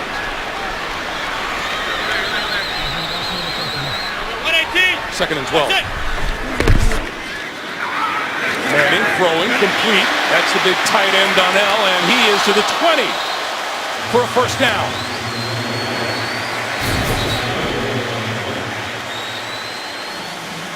I know this is kind of the thing now to try and jump over people, but when you're in the middle of the field, you got 3 defenders collapsing around you, and you wave the ball out with one arm in the air. Not a good idea. It's a 1-point game.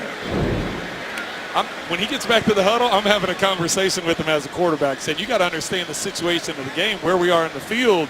You got to protect that football. It's going to look good on highlights later, but man, that's risky with the football.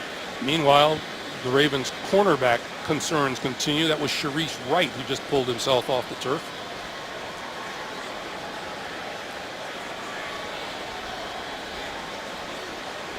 And that is Zadarius Smith, who is still on the ground for Baltimore.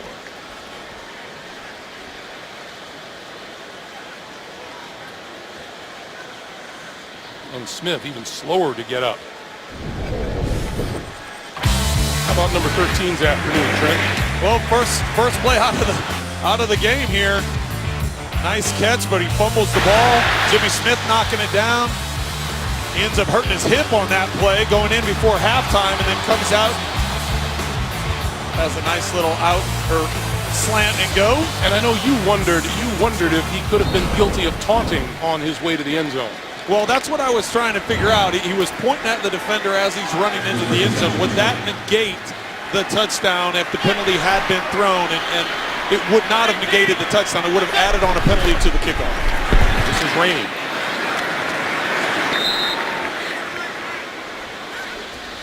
There will be no gain on the play. It'll be 2nd and 10. 7.5 to play here in the 4th. The Giants want to come out of this drive with at least a field goal to give them a 4-point lead.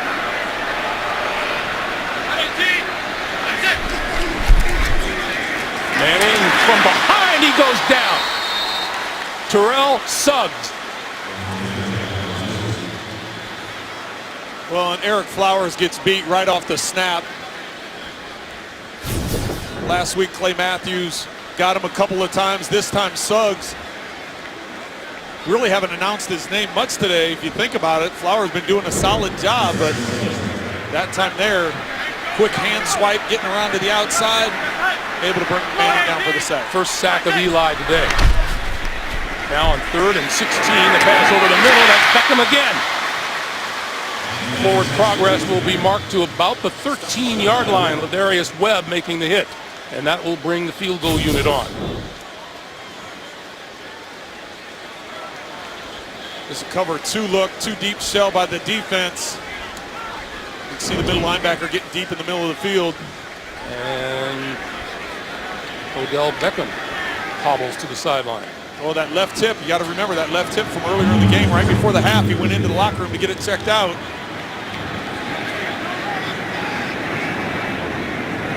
Josh Brown from 31. And there is the 4-point lead for the Giants. 5:54 to play. 20-16 Giants. The NFL on CBS is sponsored by Verizon. Welcome to Verizon LTE Advanced, the next-gen network. And by Subway. Try the new thick-cut autumn carb turkey sandwich.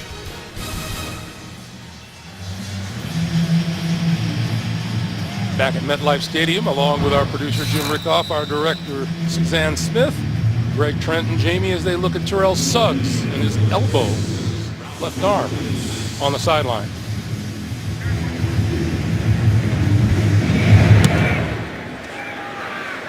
Chris Moore not going to run it out. So it'll be Flacco and Baltimore from the 25 and down to Jamie. Yeah, Greg, from what I can see, they're working just above the elbow. Terrell Suggs came out after he sacked Eli Manning, immediately following, knelt on the sideline for a while. But at this point, the athletic trainers are working on him. He's getting wrapped up. Nothing official from the team yet. All right, Jamie, thank you. Terrell Suggs, the Baltimore franchise's all-time sack leader with the one he has today, gives him 111 and a half in his 14-year career. Well, coming into this game, both teams were the walking wounded, and we've had, on both sides of the ball, more guys exit. Flacco on first down. Little bit behind Brashad Perriman, but looked like one he should have held on to. Want to remind you, tonight, it's one of the most debated issues of the election. Are Syrian refugees coming to the U.S. without proper vetting? Find out on 60 Minutes tonight. Well, it's important to remember here that Baltimore needs a touchdown deciding early in the fourth quarter, right at the start of the fourth quarter, to go for it on 4th and goal from the 1 instead of kicking a field goal. Little short pass to West. West trying to get outside, run out of bounds at about the 31. That broke a string of 4 straight incompletions for Flacco. Well, they've had some effectiveness with the screen game, and once again getting it closer to a 3rd down, getting a shorter 3rd down as opposed to 3rd long. The crowd sensing a big moment here from the Giant defense.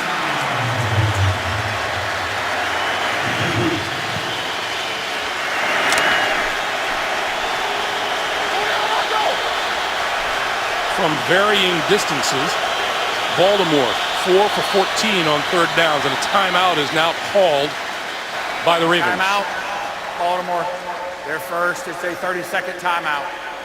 So they use the first of their 3 here in the second half. The Giants have all 3 of theirs remaining as we take the opportunity to remind you Thursday, your weekend begins here. It's an NFC North grudge match. The Chicago Bears visit the Green Bay Packers. Thursday Night Football on CBS and NFL Network.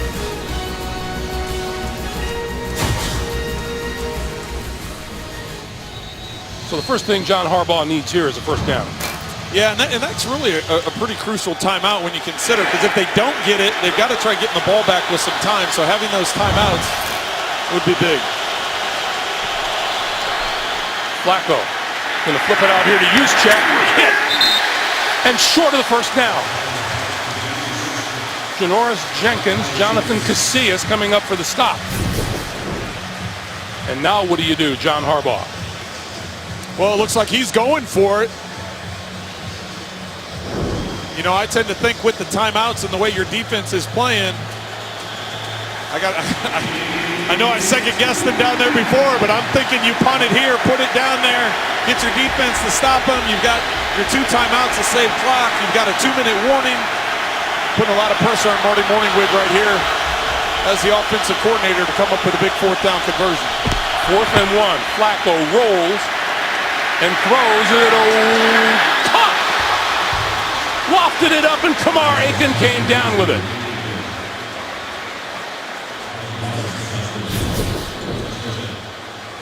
Wow, that's gutsy. I don't know if this is I don't know what the percentages are of completing the pass when you roll out, everybody's covered, and you throw a jump ball when you got Kamar Aiken one-on-one. Landon Collins was in position underneath it. It's just he didn't recognize the ball thrown behind, and give credit to Baltimore and having the guts to go for it. Big first down, and now here's West on the ground, and West pulls his way inside the Giants' 40 to the 38. Clock continues to move, coming up on 3.5 to play. And keep in mind, Baltimore cannot settle for a field goal. Yeah, they have to go for the touchdown now. It's, as you see that clock winding down, under 3.5 minutes. They still have a couple of timeouts and the 2-minute warning. Ultimately got to get it in the end zone. Mike! Middle! Debbie!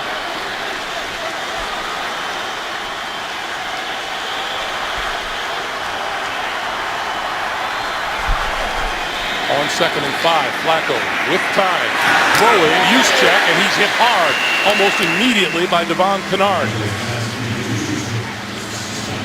Ball will be at the 38-yard line, and it'll be 3rd and 4. Well, Greg, multiple times today they've had coverage down the field. They've had hit checkdowns. The majority of Joe Flacco's completions have been checkdowns, still under 300 yards.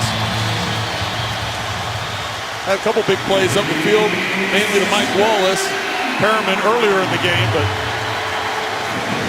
and yet traditionally, the closer they get, the more this begins to look like feel like a Joe Flacco type moment.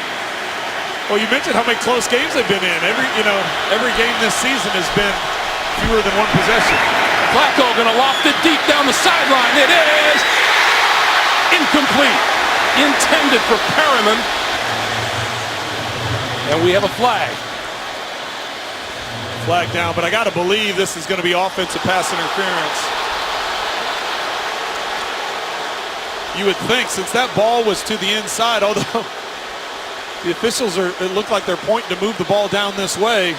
It looked like Rogers Cromartie had position and Perriman went through him to go get the ball.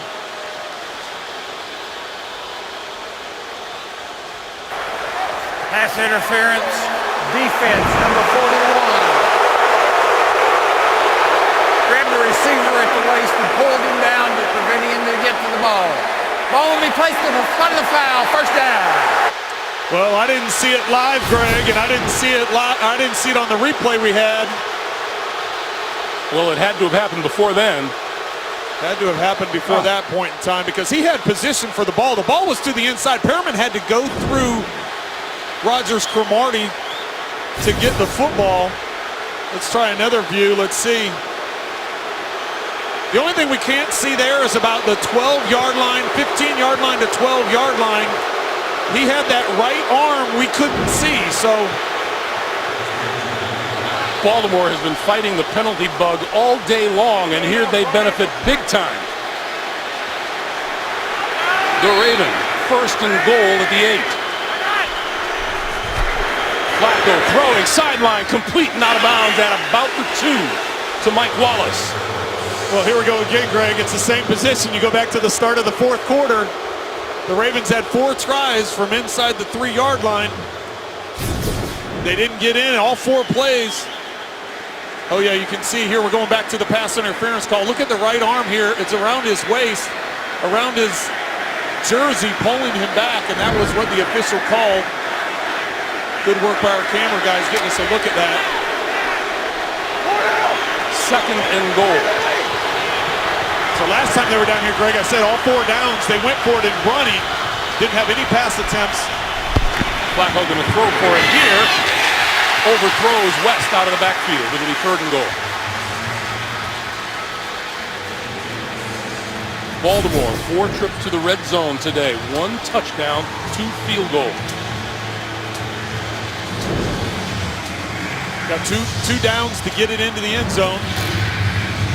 Potentially the 2-minute warning coming up. And a reminder, the Giants have all 3 of their timeouts remaining.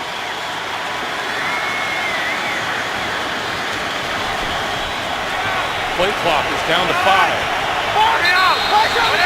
West in the backfield. And they call timeout. John Harbaugh ran all the way. Baltimore. There's 2nd. a 30-second timeout. John Harbaugh ran all the way down inside the 5-yard line to get the officials' attention. Red zone, John. Right at the end of the third, start of the fourth quarter. This is the 4th down attempt from the 1. Casillas shedding the block and making the tackle. So now it's 3rd and goal.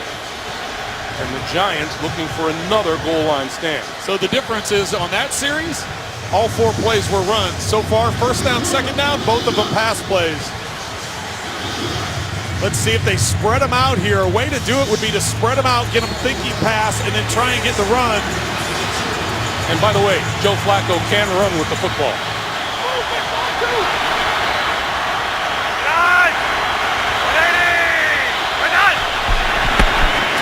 West, left side, end zone, touchdown.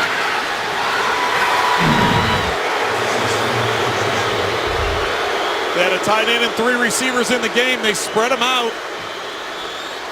They actually ran a fake reverse, made it look like a counter and a reverse. Pitta going underneath to block the backside. And then at the point of attack, West just getting into the end zone. But as you mentioned, Greg, the Giants have all 3 timeouts. They have the 2-minute warning.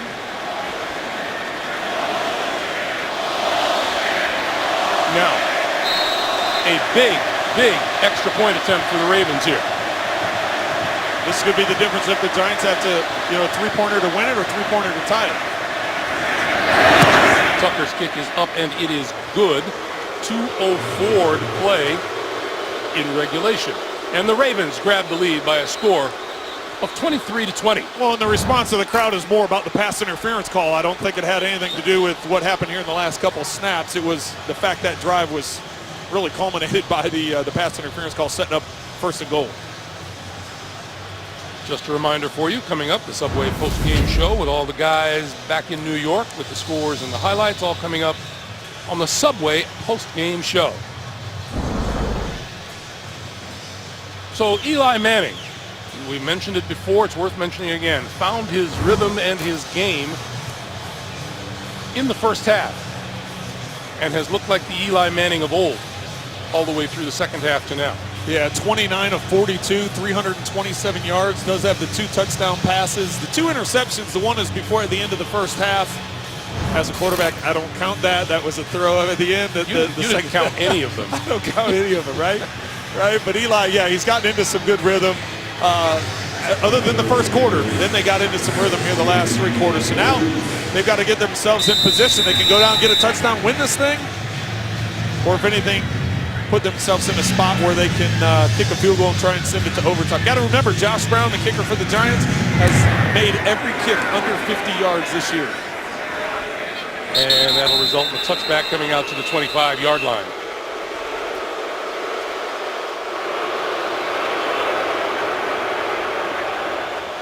So we saw Terrell Suggs go to the sideline, and he is still there.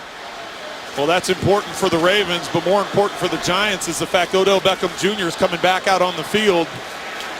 There was concern with his hip from the first half, his left ribs.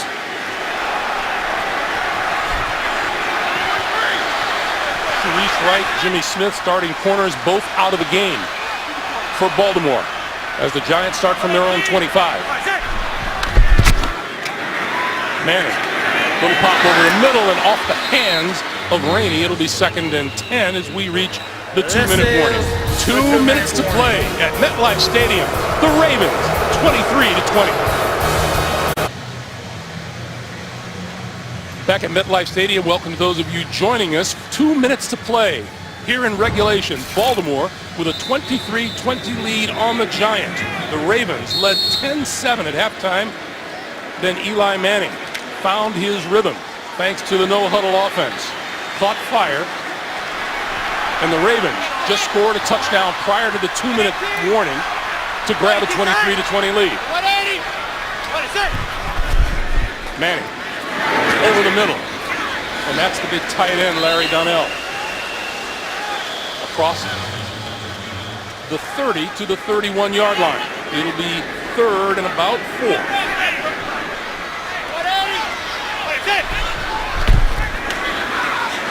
Manning with time. That's Donnell again, and Donnell looking for the first down and went out of bounds, short of the first down yardage.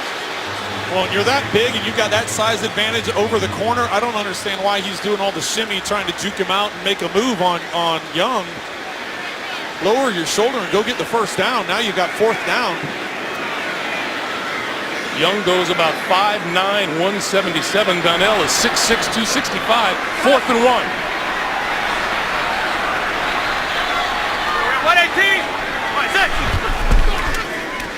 Manning on the slant. Beckham! Beckham! Touchdown!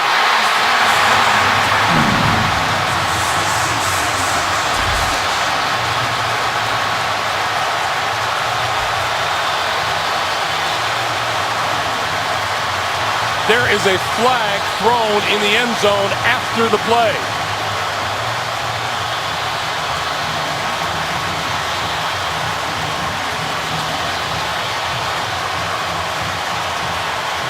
"66 yards.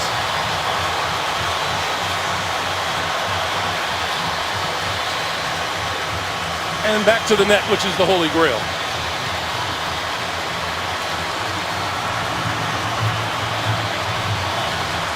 He's got to get a promotion for that net company, doesn't he? And there's all that. We have a player down at about the 40-yard line. And that is Tavon Young, the cornerback. He's going to walk off the field. Well, we were just talking about up here that we thought Beckham was a decoy. Or I thought Beckham was a decoy because the first two... After the play is over, unsportsmanlike conduct. Number 13 of the offense, taking his helmet off on the field. A 15-yard penalty will be assessed on the kickoff. Now, let's remember that penalty and see how it figures into the attempted comeback of the Baltimore Ravens, because that cost them 15 yards. Coach Harbaugh running down there to ask if he can use the yardage on the extra point to push this extra point back even further. Jeff Triplett telling him no, waving him off, saying it's got to go on the kickoff. 33-yarder all of a sudden becoming a 48-yard extra point.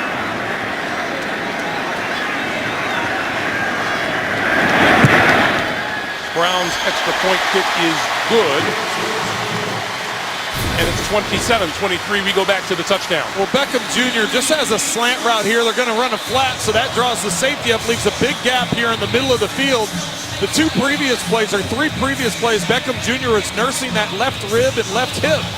This time just catches the slant. I wasn't sure he was going to have enough to get to the end zone because of that injury. He clearly has more than enough to get into the end zone, and there's the penalty. You saw him unstrapping his helmet.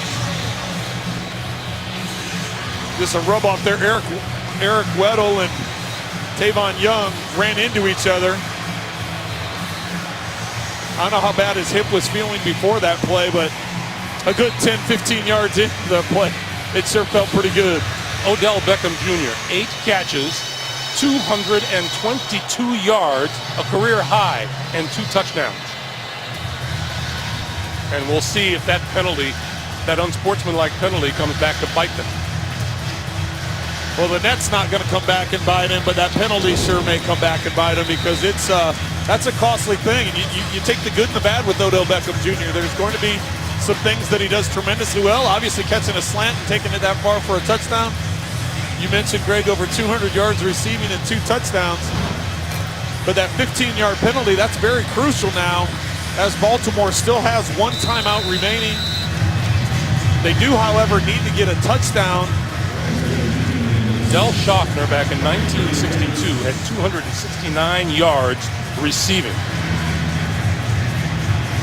Beckham's 222 today is second best in Giants history. This is Chris Moore. And tripped up and falls forward over the 30 to about the 33-yard line. So now Joe Flacco goes to work and Eli Manning becomes the spectator. 32 of 46 for 402. Well, after a rough start to the day for the Giants offensively, Eli Manning and the rest of the offense got hot. So now here's Flacco. Still have that one timeout, so you can take a shot to the middle of the field. You want to preserve as much time as you possibly can and work the sidelines, but also need big chunks. Flacco short over the middle, complete, and for a first down to the 45 is Kamar Aiken. 1:10 to play. They're kind of taking their time considering this clock is running.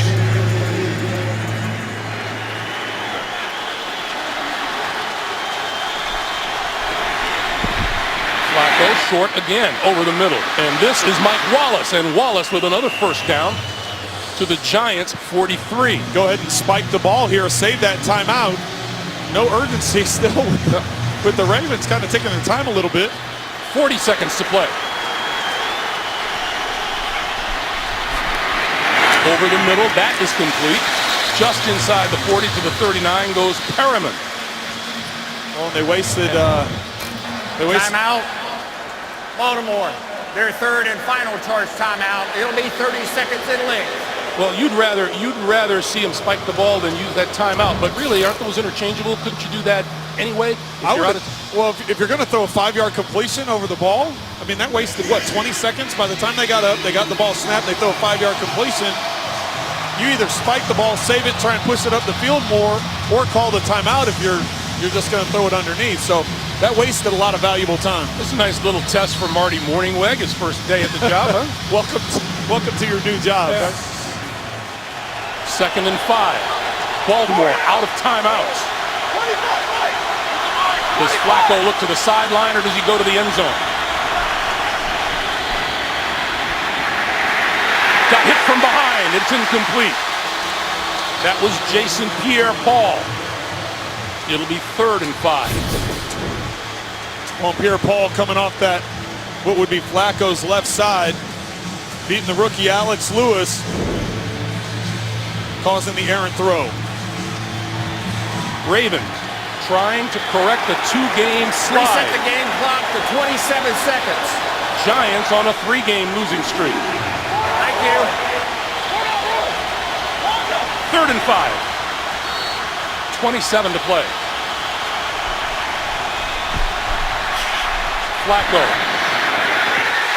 Incomplete. Landon Collins almost had it. Well, and he had Mike Wallace there on a dig route. He just threw it too high.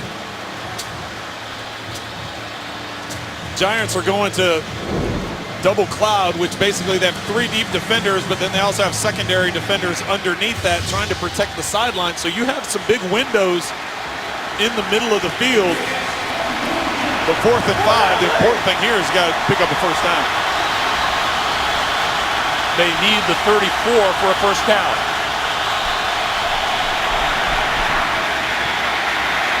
Flacco going to go for it all down the middle of the field. Incomplete. We have a penalty marker down.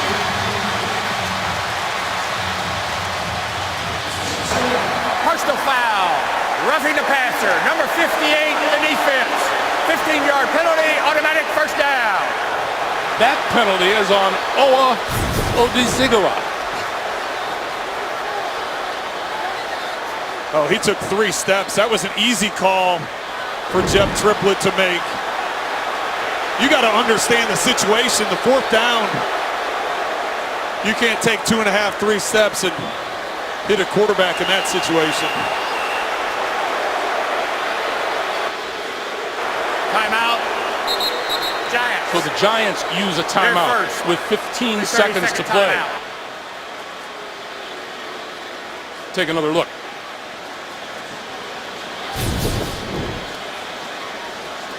One, 2.5.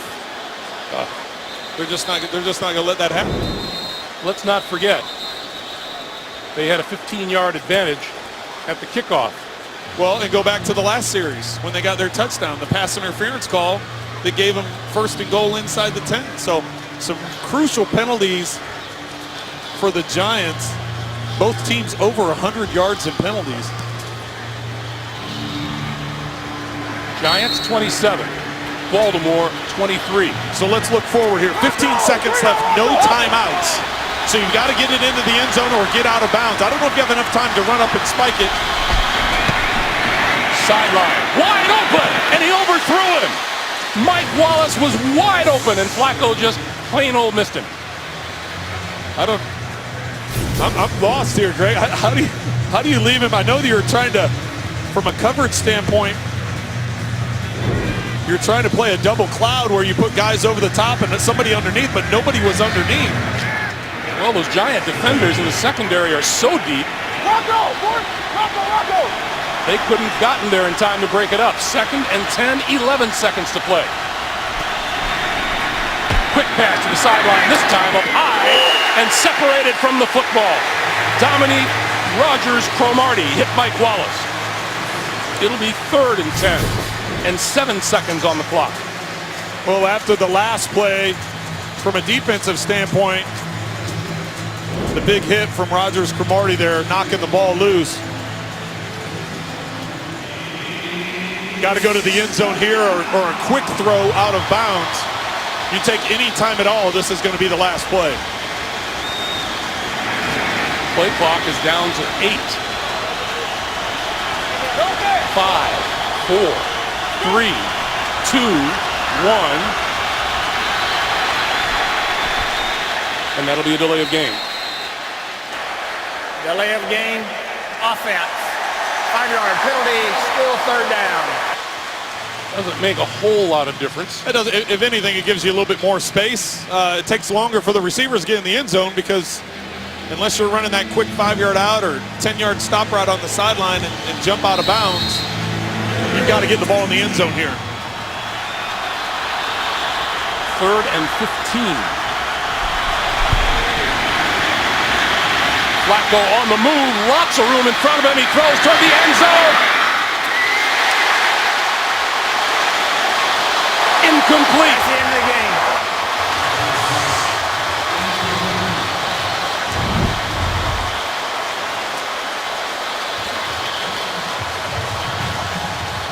The Giants with a 27-23 win.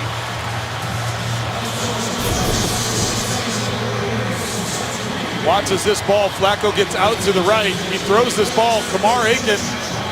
That was more the response of Rodgers-Cromartie there. I thought maybe Aiken had ended up open, but he peels to the outside. By that time, the ball was already in the air. That's about all Flacco could do at that point in time.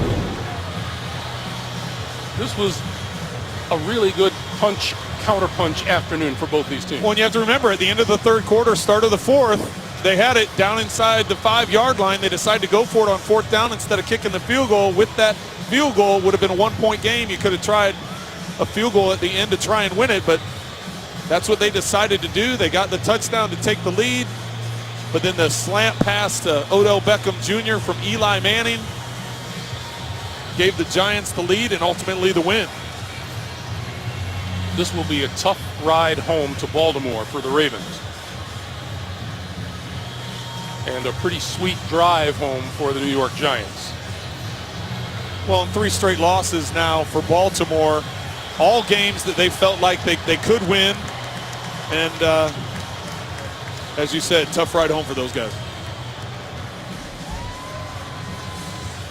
Great comeback by Eli Manning, though. Oh, yeah. Let's go down to Jamie. Oh, Mike. Odell, wow, an unbelievable game. I saw you all on the sideline all game. You're in a lot of pain. How did you pull through in that finish?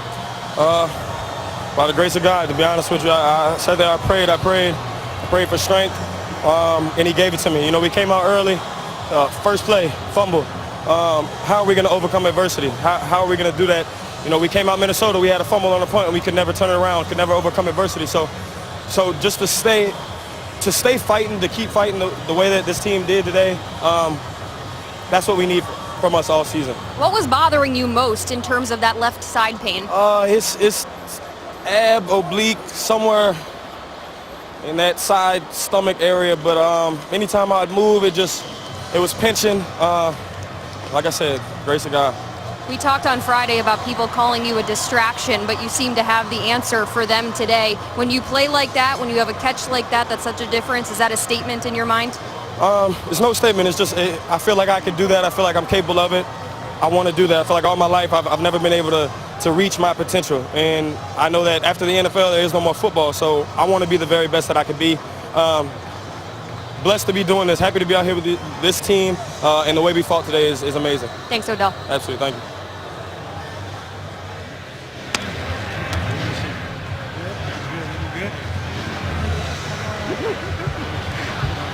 Odell Beckham Jr. has been in the headlines. Tomorrow he'll be back in the headlines for an entirely different reason. What a start and finish. You think one catch to start the game, 5 yards, got tackled. Last catch, 5 yards, took it 66 to the house.